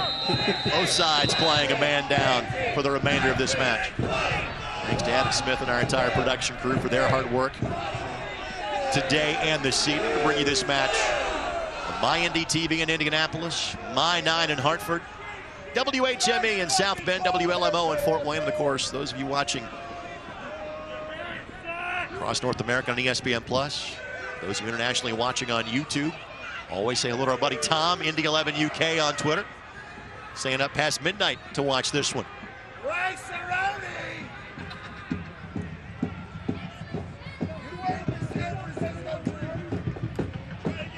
Indy on the road the next 2 weeks. In fact, in 2 weeks, they will return the date to Hartford Athletic.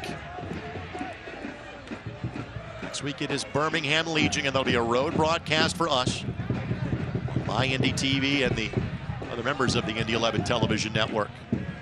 Merrill the target. And could not get there. Oh, there's a yellow. Yep. And a time-wasting yellow to be given to the rookie from Utah. No point in it. No point in it.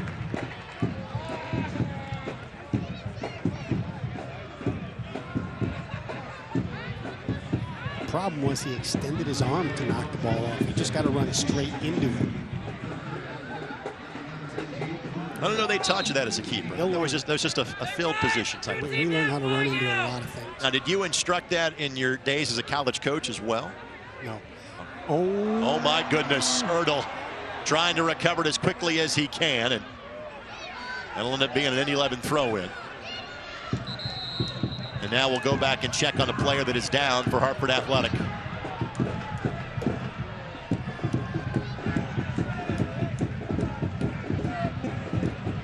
Ertl, a heart and throat moment here. It's Sadie, the player that was chasing. And Ertl did just enough, as did Jesus Vasquez. We've all been there as players. You're thinking about that next play. It's so simple that you just blink on your focus for just a moment. Sadie is going to have to be waved in. Of course, this match is brought to us by the Denny Companies. The Denny Companies tearing down the past so you can build the future.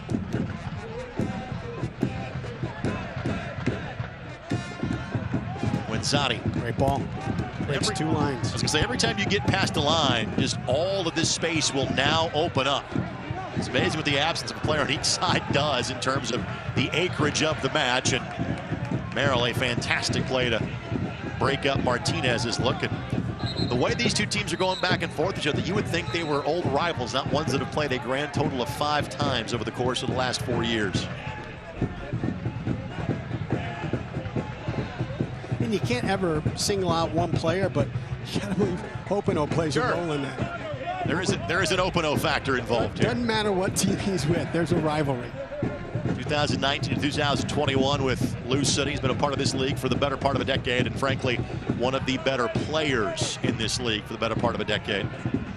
Originally from France, played his college soccer at Princeton. And owner of the most infamous road goal in this building, Martinez. Yep, and that was Martinez with the hook trying to spin around Merrill.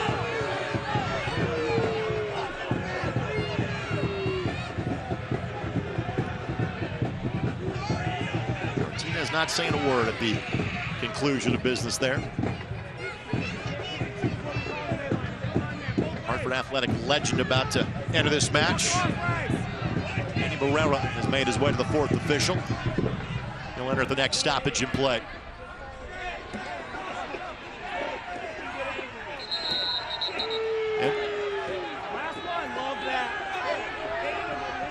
Joshua Encarnacion's going to have to start playing the role of the no fun police at this point.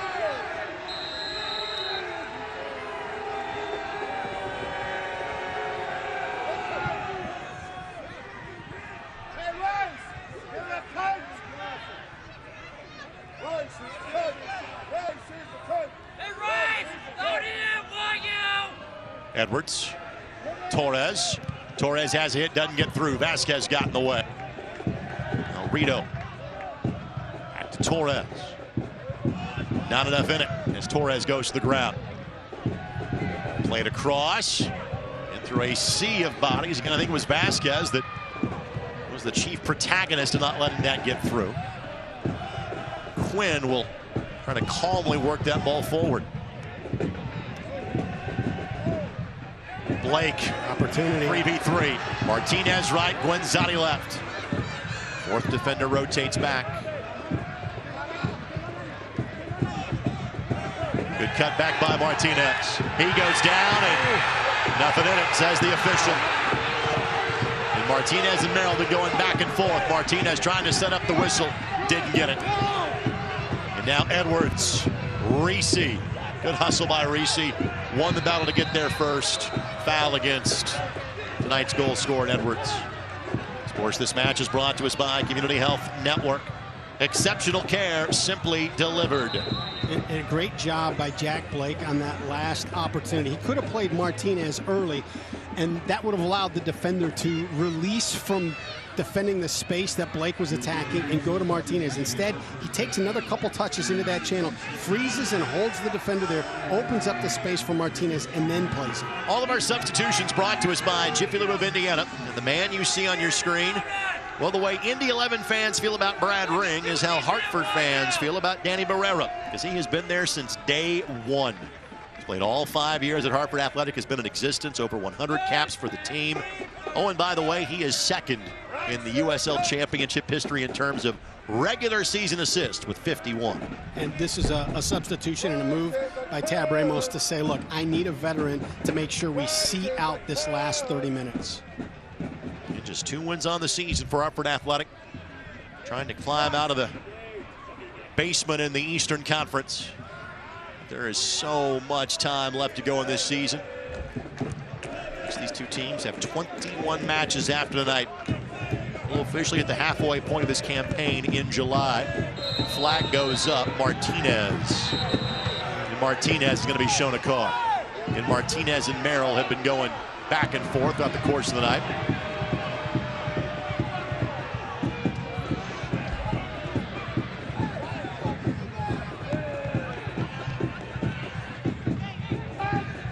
Opportunities are coming. They're there. You just can't put yourself in a position where you've got to be cautious in how you handle each play. Martinez, it is his 5th yellow of the season.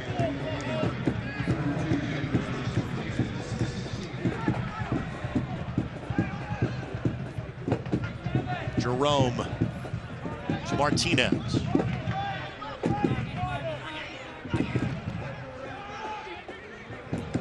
Cam Lindley saying, Dougie, find me in the middle of the field. Oh, they did, but now a takeaway. And it's 2v3. Plays it forward. Openo's onside, left foot. Yannick Ertl. The save of the night against his own team. It changes the game right there. Keeps Indy in it. You referenced the fact of having to chase this game for some 50 minutes. He might be needing some fresh legs. Martinez with an opportunity. Martinez has a hit. McGlynn got in the way, and McGlynn hustling prevents the corner. It'll be a throw-in coming for the Indy 11, and yes, there are reinforcements that are heading towards the 4th official as we speak. First, this for our friends at Johnson Controls. Johnson Controls, the power behind your mission. Well, Sebastian Velasquez about to make his Indy 11 debut. He played in 1 match this year with Memphis, but played for Mark Lauer in a couple of different stints in El Paso. So he will be waved on, as will Solomon Asante. And typically good things happen when Solomon Asante is on the field for the boys in blue. Solo with 3 assists in the Open Cup victory against the Michigan Stars back in early April. He had 3 assists in the game for the Indy 11 last year as well. Give and go. Blake couldn't get there. It will be a corner coming for the Indy 11 here in the 66th minute. Sebastian wins out. Blake will leave it. Quinn will be asked to deliver it.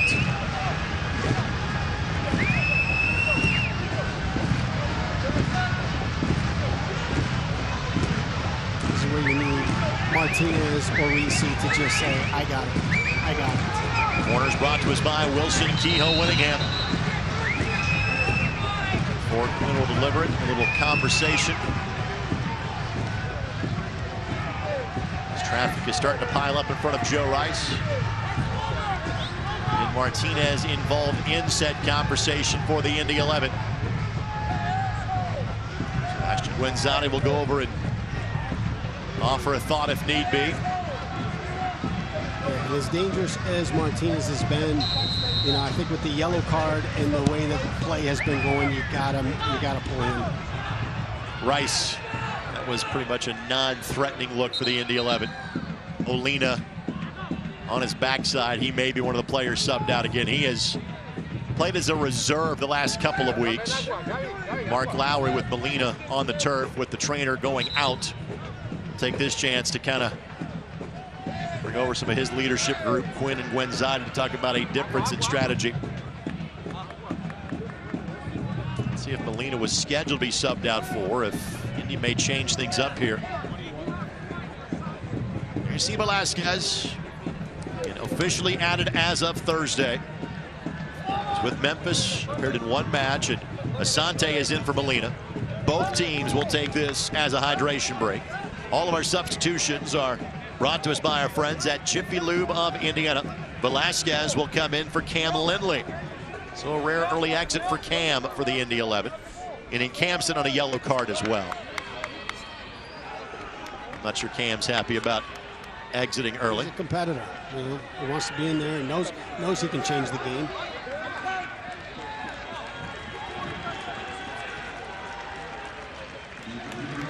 So Asante being waved in as Molina will not make his way back to the fourth official. He'll simply go out with help of the trainer by the corner flag.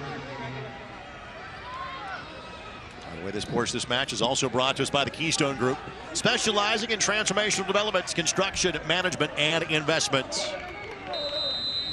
Adrian Deespay red carded in the 6th minute. For Indy, Tristan Hodge red carded early in half number 2.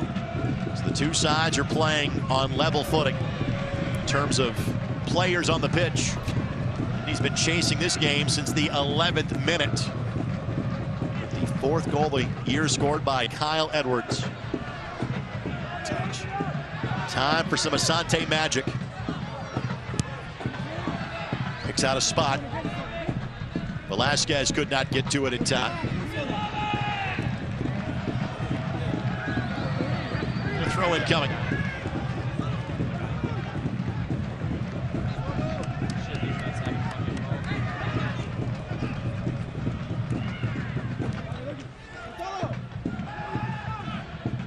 Opano couldn't keep that in play. Throw in coming here for Indy. Martinez.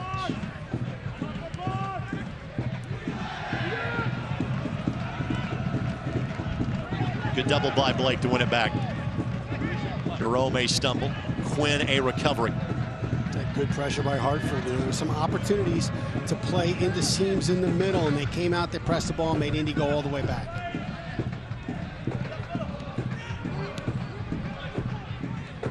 Fantastic crowd on hand tonight for this one. There at the mic.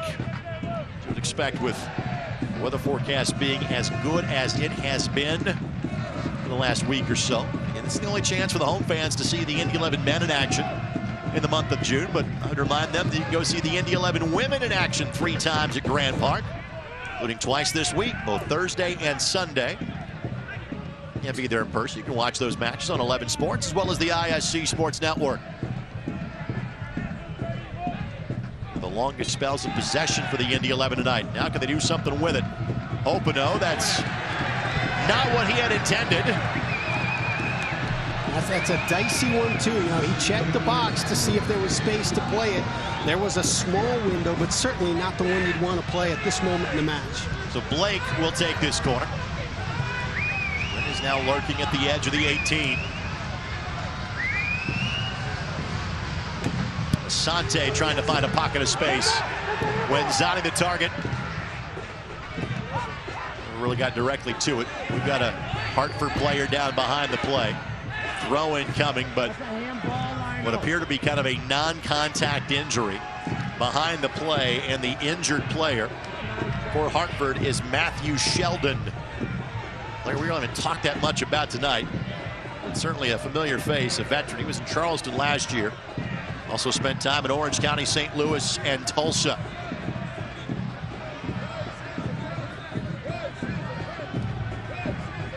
When Zani went down, and Sheldon, as soon as he got rid of that ball, just kind of crumpled to the turf. He's back up now and better to move on.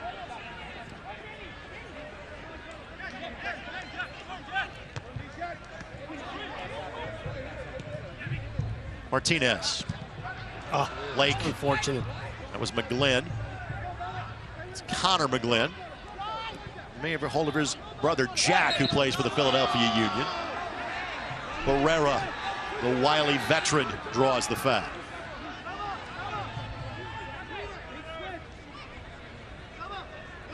This Hartford team was a playoff side one time in their previous 4 years. It was in the pandemic-shortened year of 2020. Opano sneaks behind the back line. Weaves around Blake, has a hit. Wow. But Opano was nowhere close, which is rare to say for him.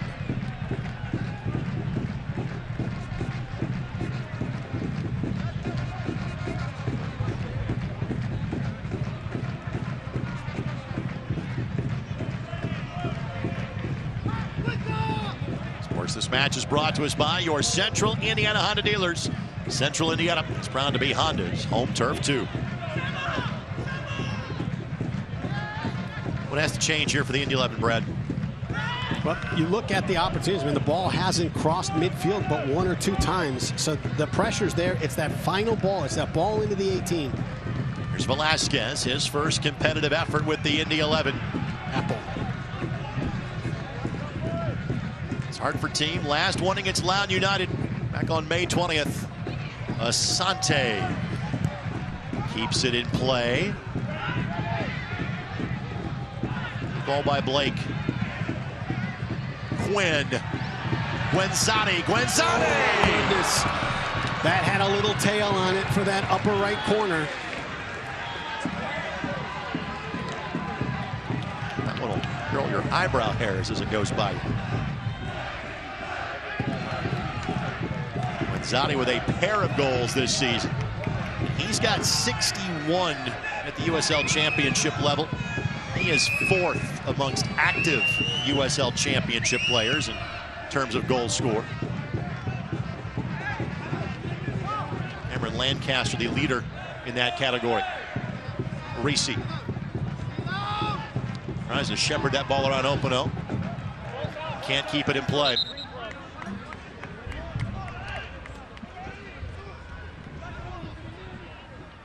You can see the fatigue on Openo, but that's not a guy, no matter where, how tired he is, where the match is, you just don't want to be playing with that ball around him.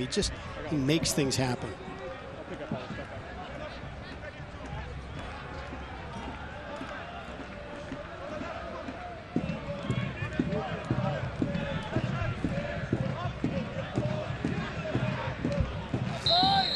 And that'll be, flag goes up against Hartford.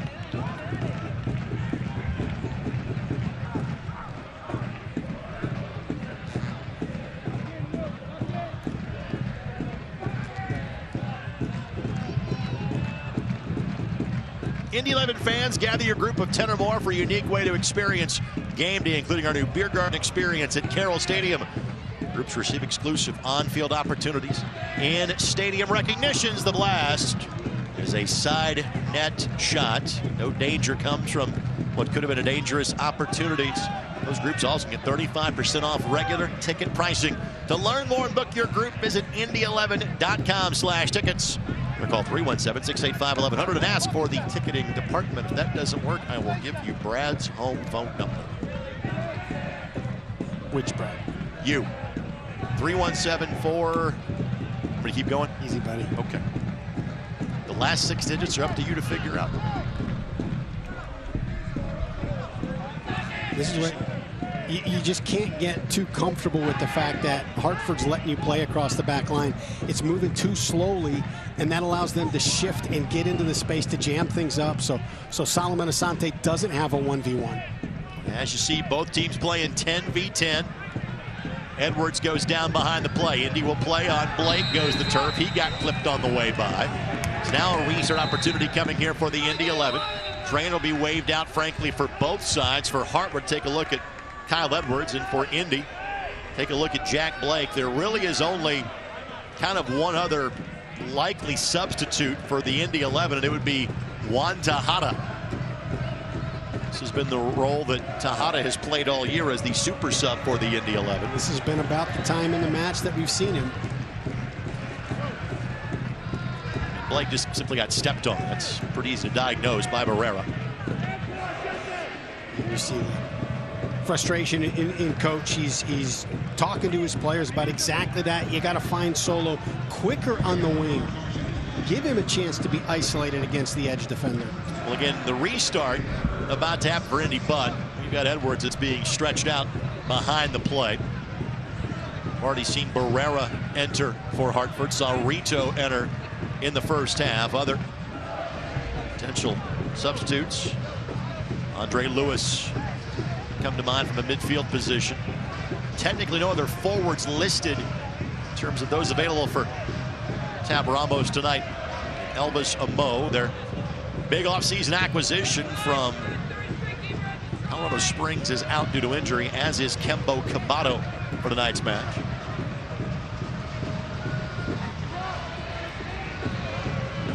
Edwards. Can you find that space in Gwenzati's feet?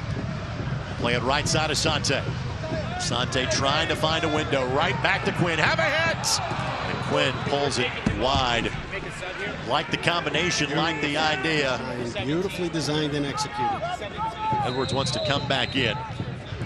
It'll be Robin Lappert that'll be asked to enter this match for Hartford. It'll be the third and final substitution window they will use, and it's Edwards who is done for the night. Edwards got the early goal, and the native of St. Vincent the Grenadines will play on no more. Yep, and I think that move is right. You put some fresh legs in the back, put Openo up top by himself, just see if he can hold the ball, carry the ball into the corner, kill play off, cause some action with this chaos. Select is the official match ball supplier of the USL Championship and many of the elite leagues throughout Europe. Visit us.select-sport.com for the latest Select product specials and more. Select, the player's choice. Openo, Gimpy behind the play. Indy will play on anyway. Again, the substitutions have all been used at this point for Hartford Athletic. In terms not just the number of subs, but the window of substitutions that you have. Openo will have to soldier through. Asante works his way around Merrill.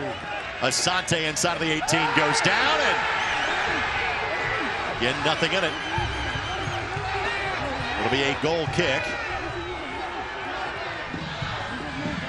He's been trying to hunt for a penalty over the course of the last 20 minutes. He had no luck in drawing one. He did a great job making it a difficult decision. Beat the defender off the dribble, slowed up a little bit, put his body in position. That's a good argument there because he could have slotted that ball across and been dangerous with it. Indy, the benefactor of 2 penalties last week. Both of them connected upon by Aiden Quinn.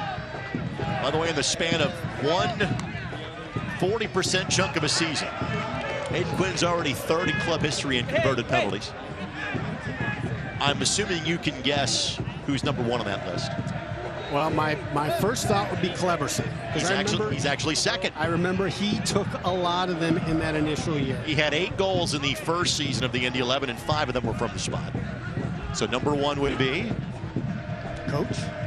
He is now Coach Io. Io's 7 penalties converted in his time with the Indy 11 over the course of 5 wonderful years from 2018 to 2022. Well, let's hope that Aiden Quinn gets that mark. At this rate, he's on pace to get it by October. Guenzati, Blake, Martinez, Guenzati. Good interplay. You got Asante. Asante's been chewing things up on the right side. Find him. Velasquez, his Indy 11 debut. Velasquez lifts it. Good-looking ball. Vasquez plays it across it. Oh, my word. I wouldn't say the wrong ball. It didn't hit it enough. He had Martinez. That ball reminiscent of the ball that we saw Budati play back to Guenzati for a goal against Loudoun United back in early May. I would imagine there's going to be a fair amount of stoppage time at the end of this one. Corner kick coming. All of our corners brought to us by Wilson, Kehoe, Winningham. Corners have not been overly dangerous for the Indy 11 tonight. They are in need of one here.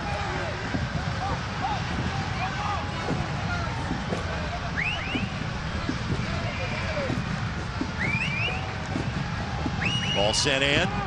Hartford got ahead to it first. Velasquez hustling to get in front of Torres. Good job by Velasquez. Has an option left. May call his own number. Velasquez couldn't get it through. Reese resets. Jerome further back. I think just one touch too many. Either pull the trigger or move that ball across. Now Rito able to work his way around the defender, and now it's 2v2. Openo charging forward.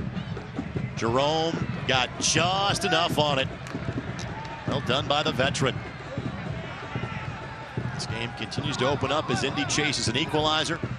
Hartford hopes for a chance to put this one away and earn just their 3rd win of the season and first win in 4 tries in the city of Indianapolis.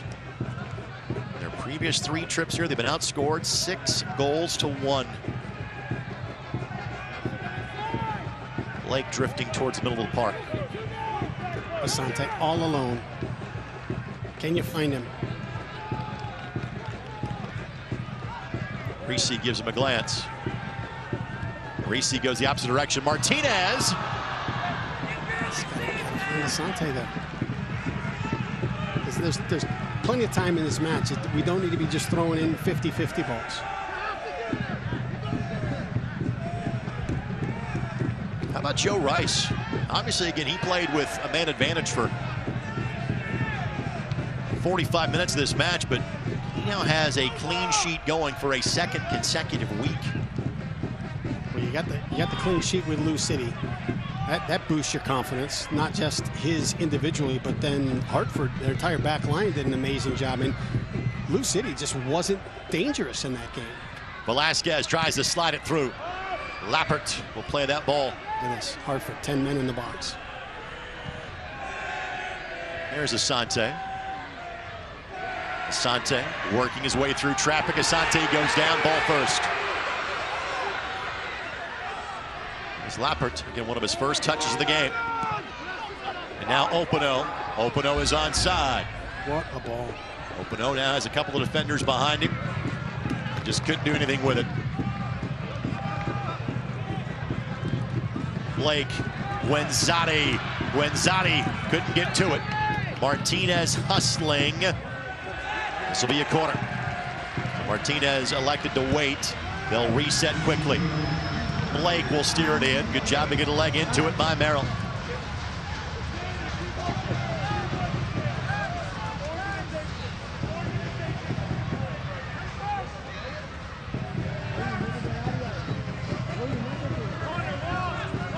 After a word of advice from Jack Blake, it's Martinez that will take the throw.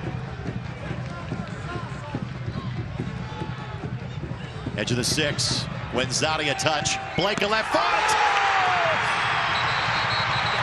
For a second time this season, a late equalizer from Jack Blake in Indianapolis, and it's time to cue the smoke.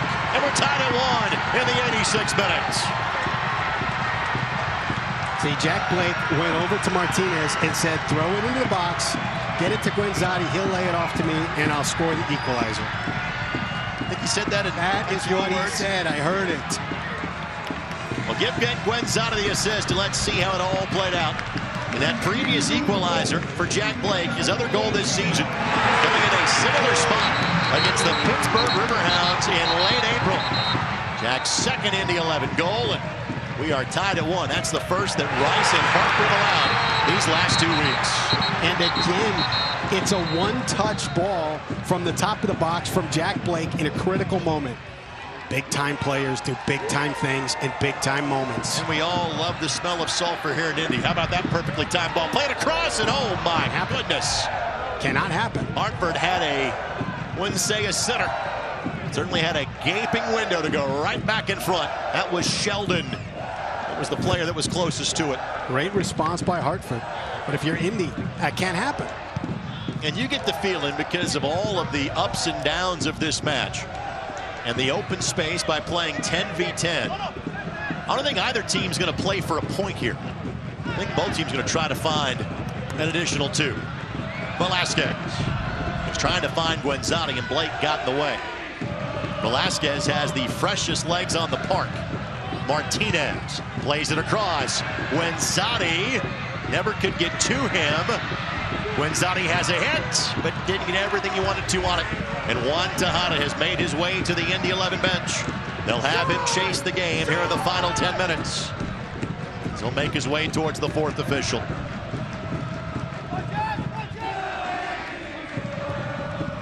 Of course, this match is brought to us by Community Health Sports Medicine, official sports medicine provider of the Indy 11. Brickyard Battalion at full song. Well done by Aiden Quinn. Everything was amazing. This is where you find out a lot about players. Everybody here is exhausted. Everybody here is on heavy legs. Who are the guys that are going to give that little extra bit in those critical moments? Martinez couldn't slide it past Merrill, but it will be a corner coming for the Indy 11. They're going to hold Tejada until after the corner. That tells me that he might be coming in for Sebastian Gwenzati at this point. And they want Gwenzati to try to find a way to dig in and get one inside of the 6 here in the late going. Blake sends it in. It was Reese that got there first and rocketed that one 5 rows into the BYB. And as mentioned about 30 seconds ago, Guenzati coming out and Juan Tejada heading in. The old teammates, Tampa Bay Rowdies, and now teammates once again with the Indy 11 as Juan Tejada is met with cheers and applause, the BYB, knowing that he will play these last 7 or so minutes as if he were shot out of a cannon. All of our substitutions brought to us by Jiffy Lube of Indiana. Guenzati, his typical Iron Man effort for the Indy 11. Ball played forward. Sheldon will have a look, but flag goes up. Flag went up. I thought that was close. That was one you hold your breath on. In real time, Brad, I thought he was onside, to be perfectly honest with you. I'm glad you feel you can be honest with me. I'm going to be honest with you. I felt the same. Well, if we don't have honesty after 10 years, Brad, what do we have? That's why our relationship is so strong, Rink. And we both enjoy Wish TV News, your local news source. Find them online at wishtv.com. Of course, Wish TV News will follow us at 10 o'clock here on My Indy TV. It's got to go to feet. It's got to go to feet. Probably looking at the 4 to 5 minute range in terms of stoppage time before this one will come to a halt tonight. And each side with a red card in tonight's match. The early goal by Kyle Edwards for Hartford Athletic. The recent volley from Jack Blake. Both sides have a point. Indy's looking for more. Quinn couldn't settle. It just wasn't strong enough. Blake tried to leave it, dummy it for Quinn. The ball just didn't have enough pace to get to him. Blake has another go. That one didn't get through. And we've got ourselves a 3-car pileup. And it's a foul against the Indy 11. And it's 4 minutes of added time before the festivities are done for the night. From the Indy 11 perspective, they're happy. They're not planning it until Saturday. For Hartford, they don't have that luxury. Now, they are at home for 2 this coming week, as they'll take on Trevor James and DCFC. And then the Charleston Battery also make their way northeast. In fact, after this one, they'll play their next 3 at home. Basically, Hartford has the opposite schedule of Indy, where Indy just had this one match at home in June. This is the lone road trip for Hartford Athletic in this month. Well, you referenced it when the second red card happened here, is that when you remove a player from each side off the field, it doesn't feel like on paper it should be that taxing, but there's so much more ground to cover. So not only are both teams going to be down a match, but with Hartford having to play midweek, now you've also got guys that have extended a tremendous amount of energy tonight. Just a reminder, fans, don't miss a minute of the action in 2023. Whether your club is on the road or at home, catch nearly every second of USL Championship action on ESPN+. Sheldon plays it across. Torres, no. Barrera, left foot, didn't get through. And now Hartford had numbers committed. They need to do something with it. Velasquez thought a teammate was there. He wasn't. Rito looking back post, and Sheldon just didn't have enough left in the tank to get through it. Yeah, credit Hartford for continuing to be on the front foot, but these opportunities are coming off of turnovers from Indy. I think these opportunities are coming off of sheer fatigue from both at this point. These two teams have never shared the points in 5 previous matchups.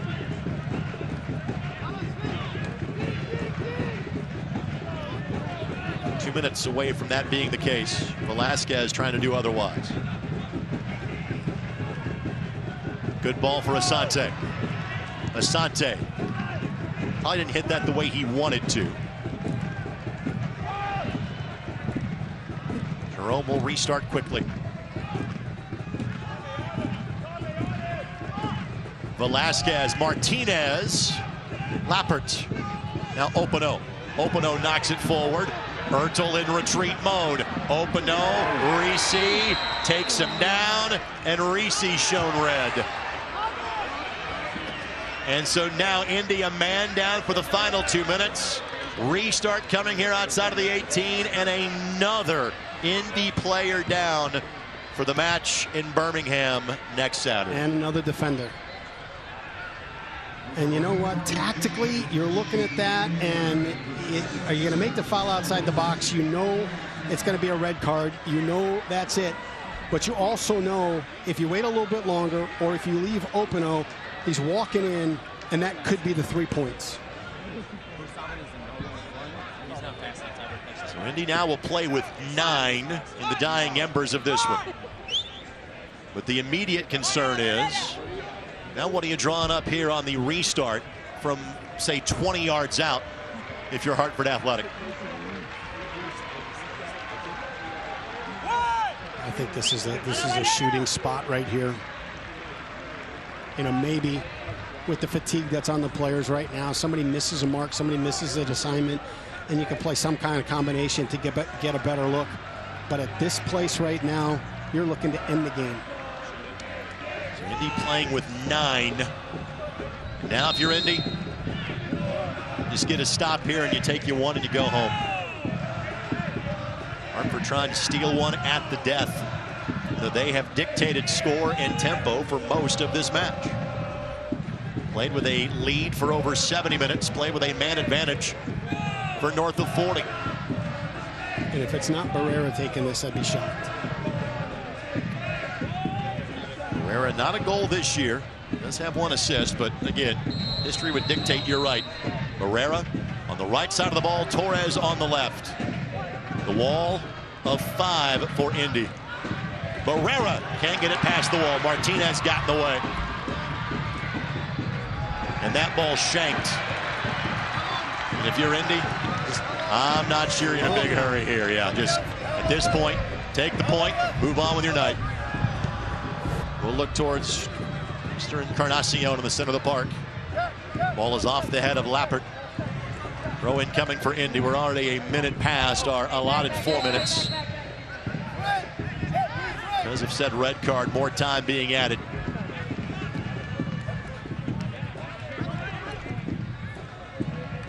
Yeah, don't play. Don't play. Quinn. Asante. Again, just a few seconds left. Throw in coming. Quinn, don't have much time to set things up. Trying to slot it through. The turn. Does Quinn have a hit? Bending ball to Hana. My goodness. My goodness. That would have been assist number 50 in Aiden Quinn's USL Championship career. It's probably the last moment of significance in this match. And given everything that has happened tonight, looking forward to seeing these two teams get back together again up in the Northeast on June 24th.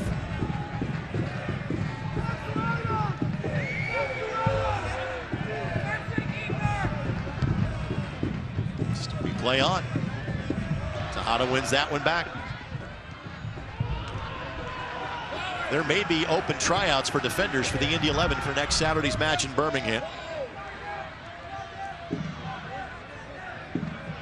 No. Velasquez hustling back to get it. And that's it. It was entertaining. Yep. It was maniacal. It was eventful. And maybe the most symbolic moment of the match, you're seeing now both players almost simultaneously. Jack Blake and I believe Matthew Sheldon both just fall over for both Indy and Hartford. Tremendous effort, both sides. Tremendous effort. Fair to split the points. Our stat of the game brought to us by Sports Tech HQ. Yannick Ertl, 3 saves in tonight's matchup. That's our stat of the game brought to us by Sports Tech HQ. Well, for our viewers on ESPN Plus, we're about to end our coverage tonight. For those of you on the Indy 11 television network, we'll be with you until 9:30. We'll have post-game coverage. We are hoping to talk to our goal scorer, Jack Blake, for the Indy 11, as well as catch up with Indy 11 head coach Mark Lowry. Overall, Brad, how should Mark Lowry be feeling about this one? Well, you're frustrated in the fact that for the second 40, he came out at halftime and he was proud complimentary of his team. But that second 45, the ball barely crossed midfield outside of transitional and counterattacks. So you're disappointed that you weren't able to get the equalizer quickly and then maybe grab the 3 points. As the boys in blue are heading off the field, this reminder, you can take the boys in blue with you wherever you go. Download the Indy 11 app in the Apple Store, or be sure to get it on Google Play. So again, the points are shared tonight. Indy bumps up to 16 points on the season. For Hartford, they are in double digits in terms of points with 10. It is their second consecutive week with a draw. Last week, 0-0 against Blue City. Tonight, 1-1 against the Indy 11. As tonight's game had 3 reds, 2 goals, and a bucket full of crazy would be the way to describe this one over the course of about 95 minutes. Not a win. It's an effort you feel good about for the Indy 11. A point is better than none.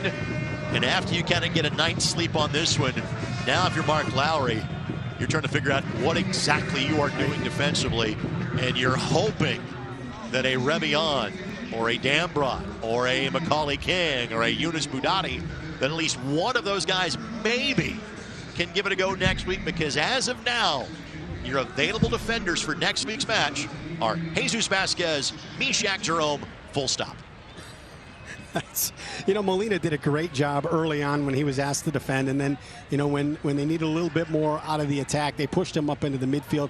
But you could see that he's not quite 90 minutes game fit right now. He may have to serve in that role again next week. You and I may be the outside backs for next week's game. They cannot get that desperate. It cannot get to that point. Lord help us all. Final score from Carroll Stadium, Indy 11-1, Hartford Athletic 1. Again, these two teams will see each other again in some 14 days. If you're watching on My 9 in Hartford as well as ESPN+, we wish you a fond farewell this Saturday night. If you're watching in Indianapolis, South Bend, or Fort Wayne, we're back with post-game coverage from the mic. A point apiece this evening. Thanks for joining us on the Indy 11 Television Network.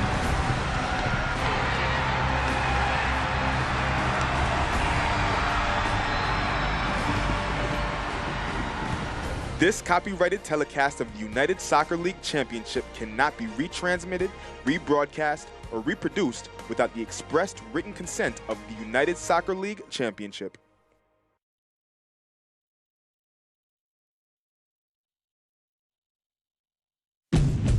Test drive the best ride. Honda, our largest inventory is here. Drive now from $249 a month. Cars, trucks, vans, and SUVs. The best value brand with the best resale value from $249. Search a local Honda dealer today.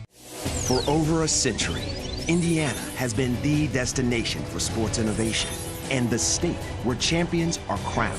Now, we're entering a new era with Sports Tech HQ, a place that inspires innovation and invests in entrepreneurs who are changing the game, one startup at a time. Welcome to the crossroads of sports and technology.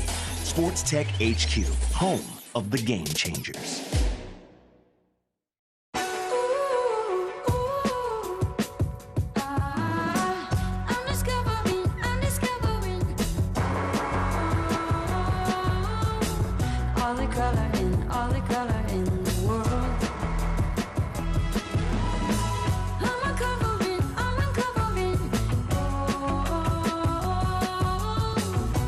Bring color to life with the very best paint, only at your Sherwin-Williams store.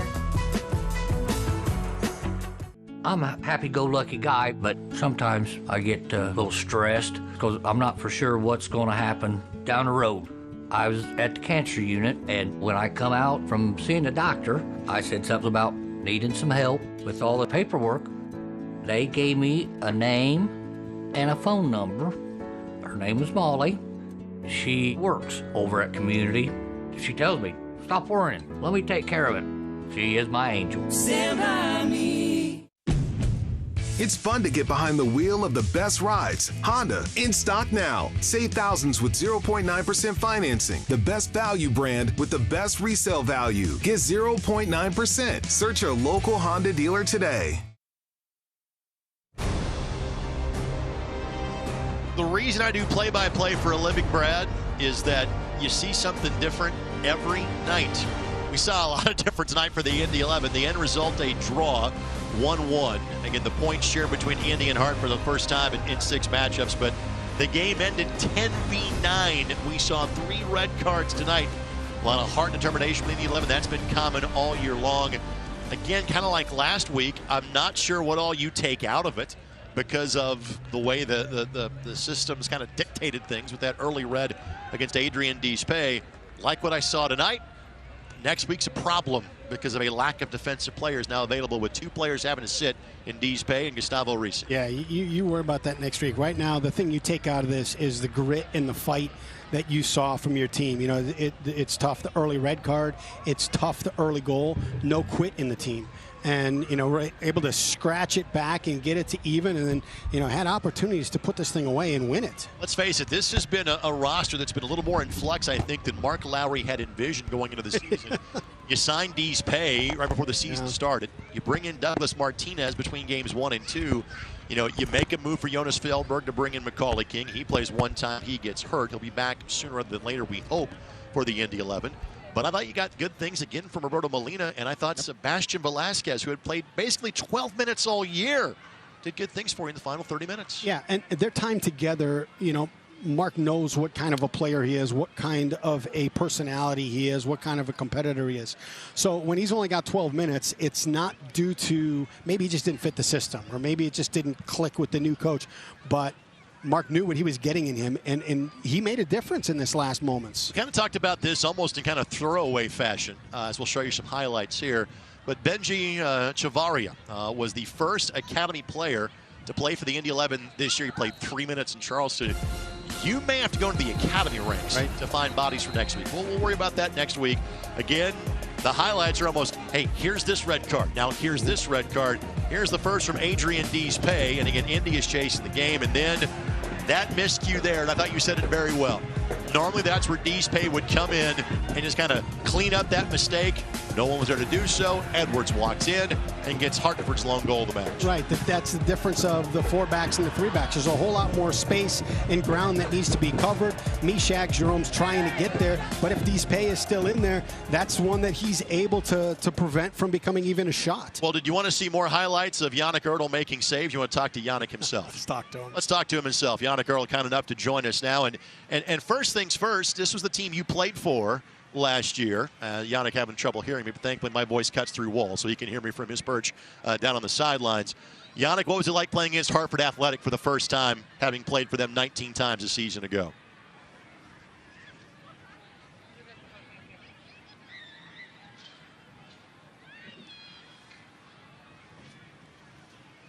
Unfortunately, we're not hearing Yannick, so you hang loose right there, buddy. We'll work on fixing the headsets.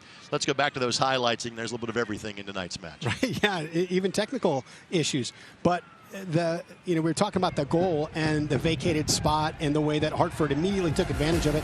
And credit to Quinn in this moment. You know, your frustration with the turnover is to bring him down and prevent it at midfield. However, that becomes a red card at that moment. Now you're down 2 men.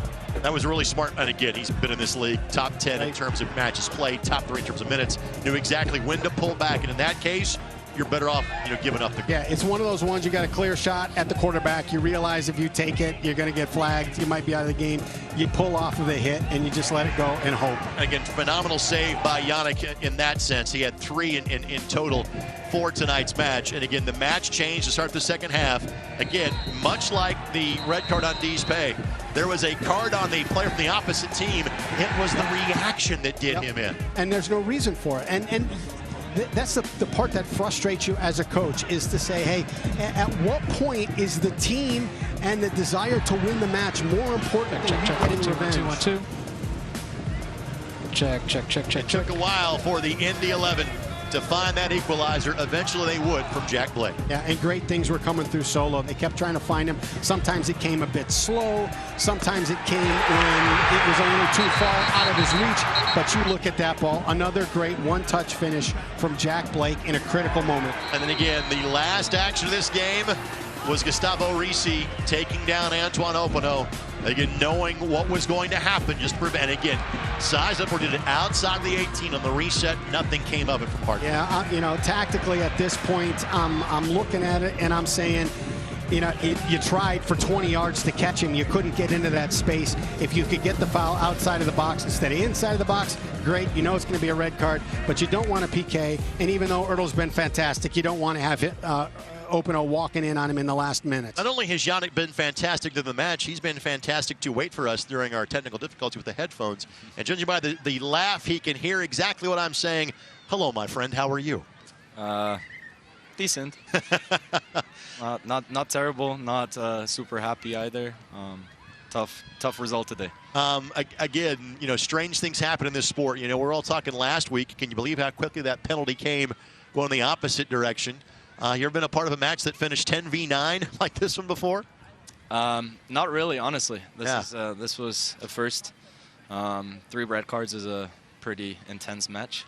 I figured it would be intense going against Hartford on this field, but yeah. Just again, when a red card happens in either direction, tonight it was against your team some 5-6 minutes in. Just how much does that kind of blow up the game plan, for that given night? I mean, if something like that happens, of course you have to overcome adversity a little bit. A game always gets intense. The dynamic changes.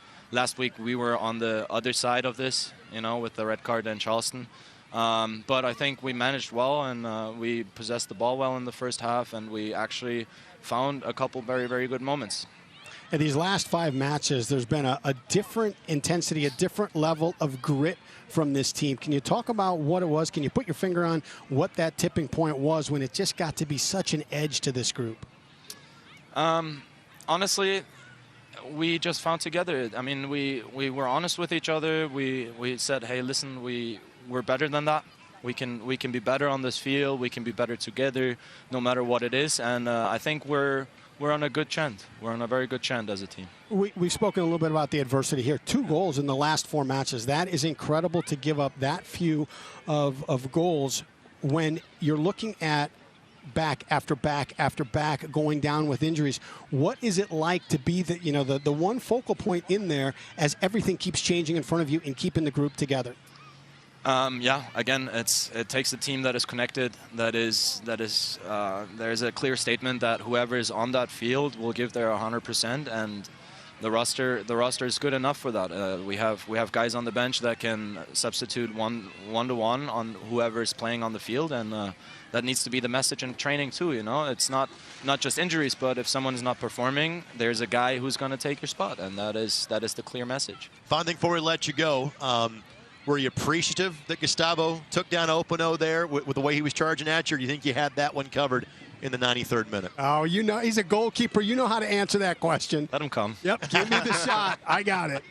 Let him come. You've been on your feet for 95 minutes. Go get off of him. Thanks for the effort. Congratulations on the point against your old team. Appreciate you guys. Yannick Ertl, again, kind enough to join us here in the post-game show. We hope to get to Jack Blake as well as the head coach of Indy 11 and Mark Allow with us until 9:30 this evening here on My Indy TV and the Indy 11 television network. So he gave the goalkeeper response. Right. You gave the old goalkeeper response. Yep. Now give me the head coach analyst response. Did Reese do the right thing? It's 6 of one, half dozen of the other. If you got a great goalkeeper and you trust your goalkeeper, you say the same thing that Yannick said right there is, give me the shot, I'll make the save. But anything can happen in those moments. And so to prevent yourself from getting into a penalty kick or a talented player in this league for a decade walking in on your goalkeeper, hard to say. Indy and Hartford share the points. They each had a goal. They each had a red card. In fact, Indy had 2. That'll have ramifications next week. But for tonight, the points are shared. More post-game coverage comes your way next here on the Indy 11 television network.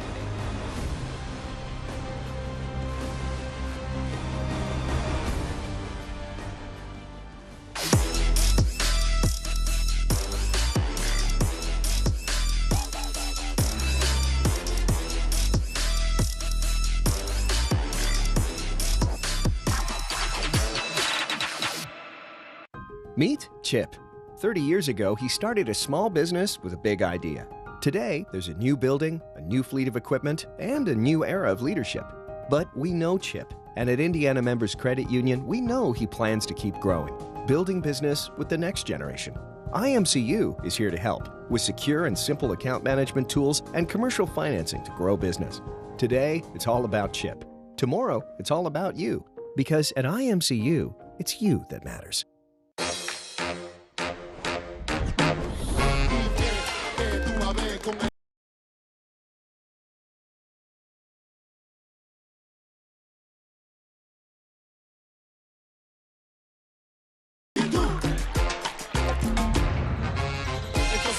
bailar como el mambo. Cuando tú lo escuchas, te enloqueces bailando.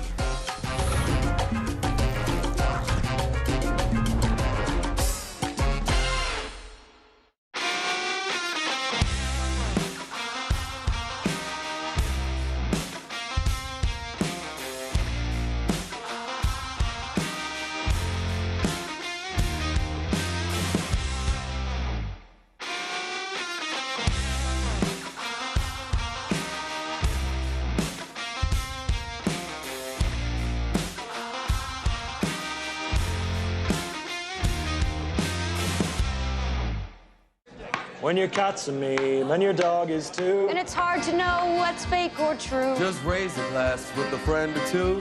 You tell them more, tell them more, tell them more, do. It's a crazy world, so what do you do? Tell them more, tell them more, tell them more, do.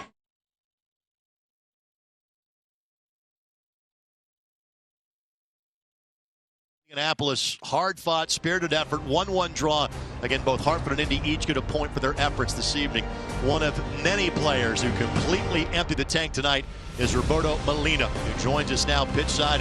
Roberto, Greg, and Brad here with you, and your first Indy 11 start. Just your thoughts about you and your teammates' performance tonight. I mean, like you said, it's everybody emptied the tank today, no matter what. I mean, playing with 10 men is never easy, especially that early in the half.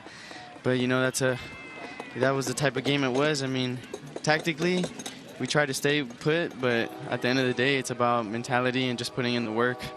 Obviously, you had a chance to play, briefly at the end of the second half in the Lou City match 2 weeks ago. Tonight, you go 75, 80 minutes. What was it like to experience this atmosphere and play a much longer role in front of the Brickyard Battalion tonight?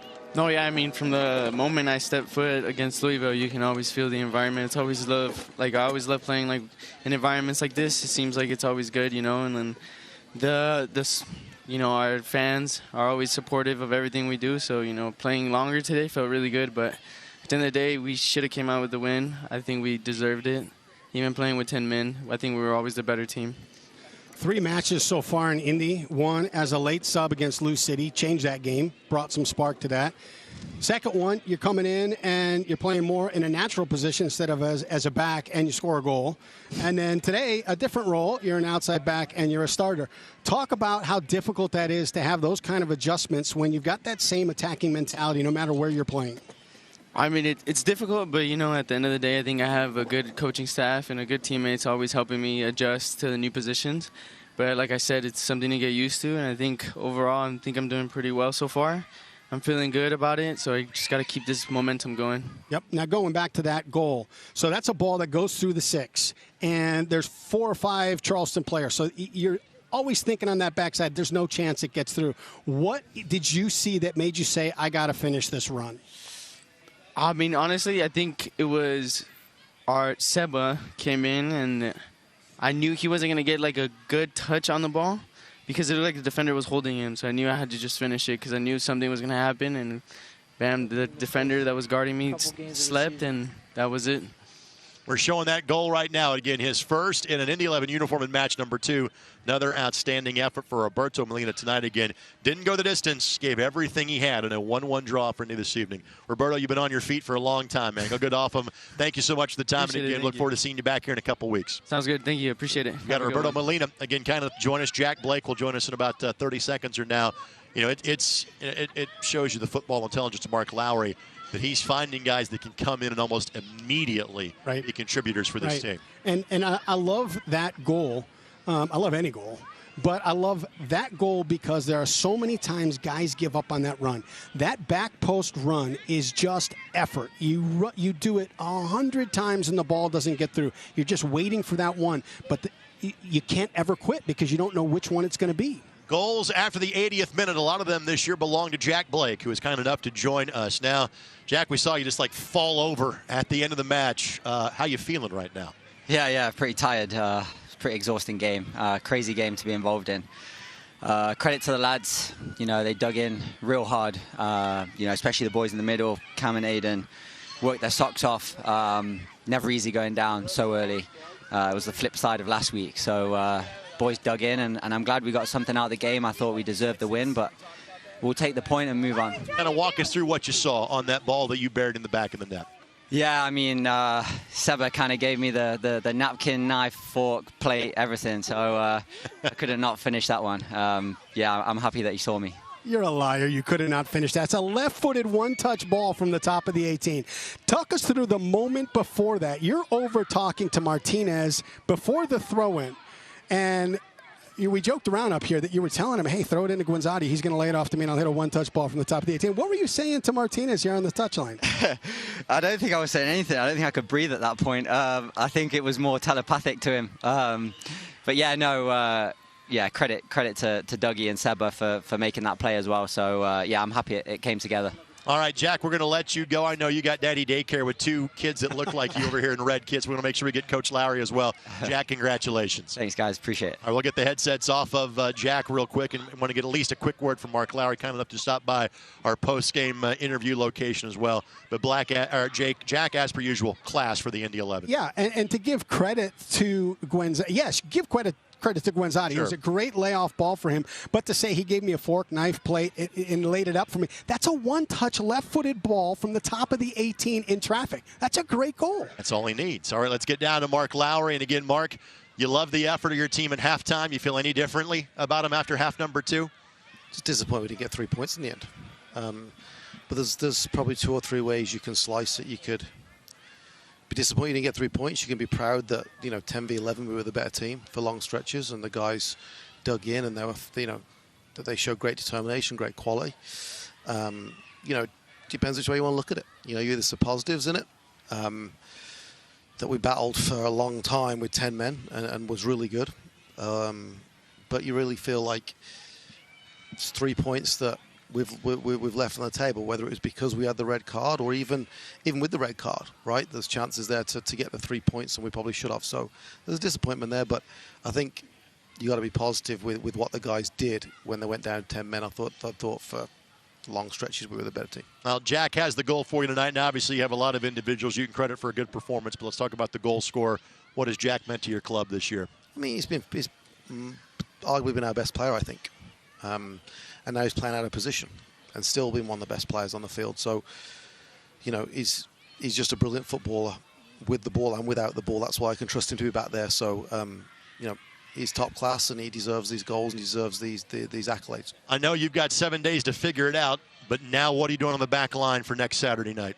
Well, I think it's Mishak, Jesus, and Greg Rakestraw. Yep. I'm not going to eat for 6 days. I'd go, even though he's older, I'd go with Brad first. He's probably in better shape. He's in as well. I want to see Rakestraw. I've got 10 minutes and 1 good tackle in me. We'll let you find a better option than that for next Saturday night. Appreciate it. Buddy, congratulations on the point. Go get some rest and get ready for Birmingham next week. Thank you. Mark Lowry, kind enough to join us in our post-game show. I can't wait. If we get to that plan, I'll say it the way we ended the regulation of the broadcast. Can't.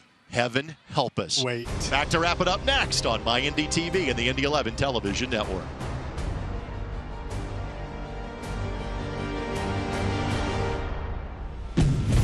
Test drive the best ride. Honda, our largest inventory is here. Drive now from $249 a month. Cars, trucks, vans, and SUVs. The best value brand with the best resale value from $249. Search your local Honda dealer today. It's very true that it takes a village to raise a child. And when it comes to my healthcare village at Community Health Network, it's all nestled right in my phone. Accessing healthcare is the ability to be connected with your provider and ask a question when you need it. I feel like when I'm meeting with a community nurse practitioner or doctor, they're tuned in to what is going on with me and the way that they can serve me best. Stand by me.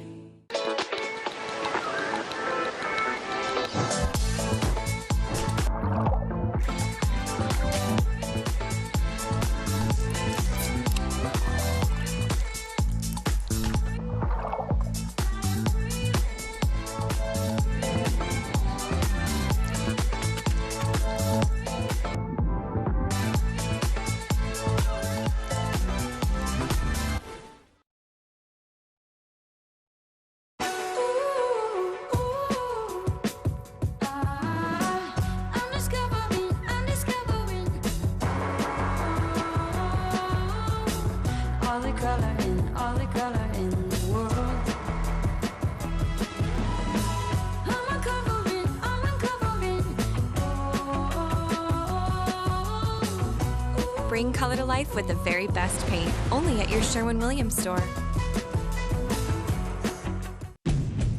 It's fun to get behind the wheel of the best rides. Honda, in stock now. Save thousands with 0.9% financing. The best value brand with the best resale value. Get 0.9%. Search your local Honda dealer today. Want to thank Jack Blake, Roberto Molina, Yannick Ertl, Mark Lowry, all for joining us. Indy 11 on the road for the next two. Our first road telecast of the year is next Saturday in Birmingham, 7:30 coverage start time on My Indy TV. Next time Indy is at home, 3 weeks from now, San Diego Loyal, get a little bit of a later start for fireworks night. That is a 7:30 kickoff. Be sure you join us there. For Brad Hunter and our entire Indy 11 television crew, this is Greg Rakestraw. Good night from downtown Indy. Hartford 1, Indy 1 on the Indy 11 television network.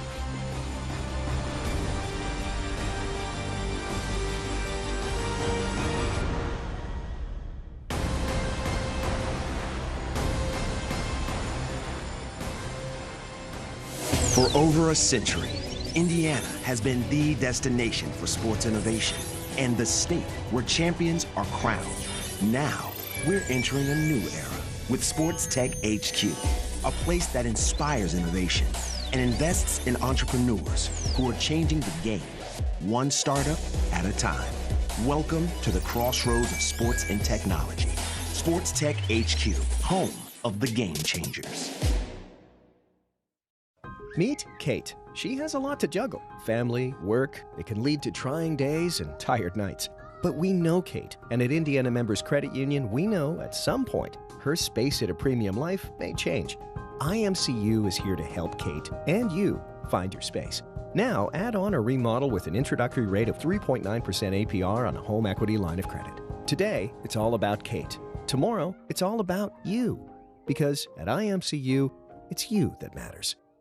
The main part of my job is definitely listening. People deserve transparency. I don't want the financial part to be something that stops or hinders a patient from having the health care that they need.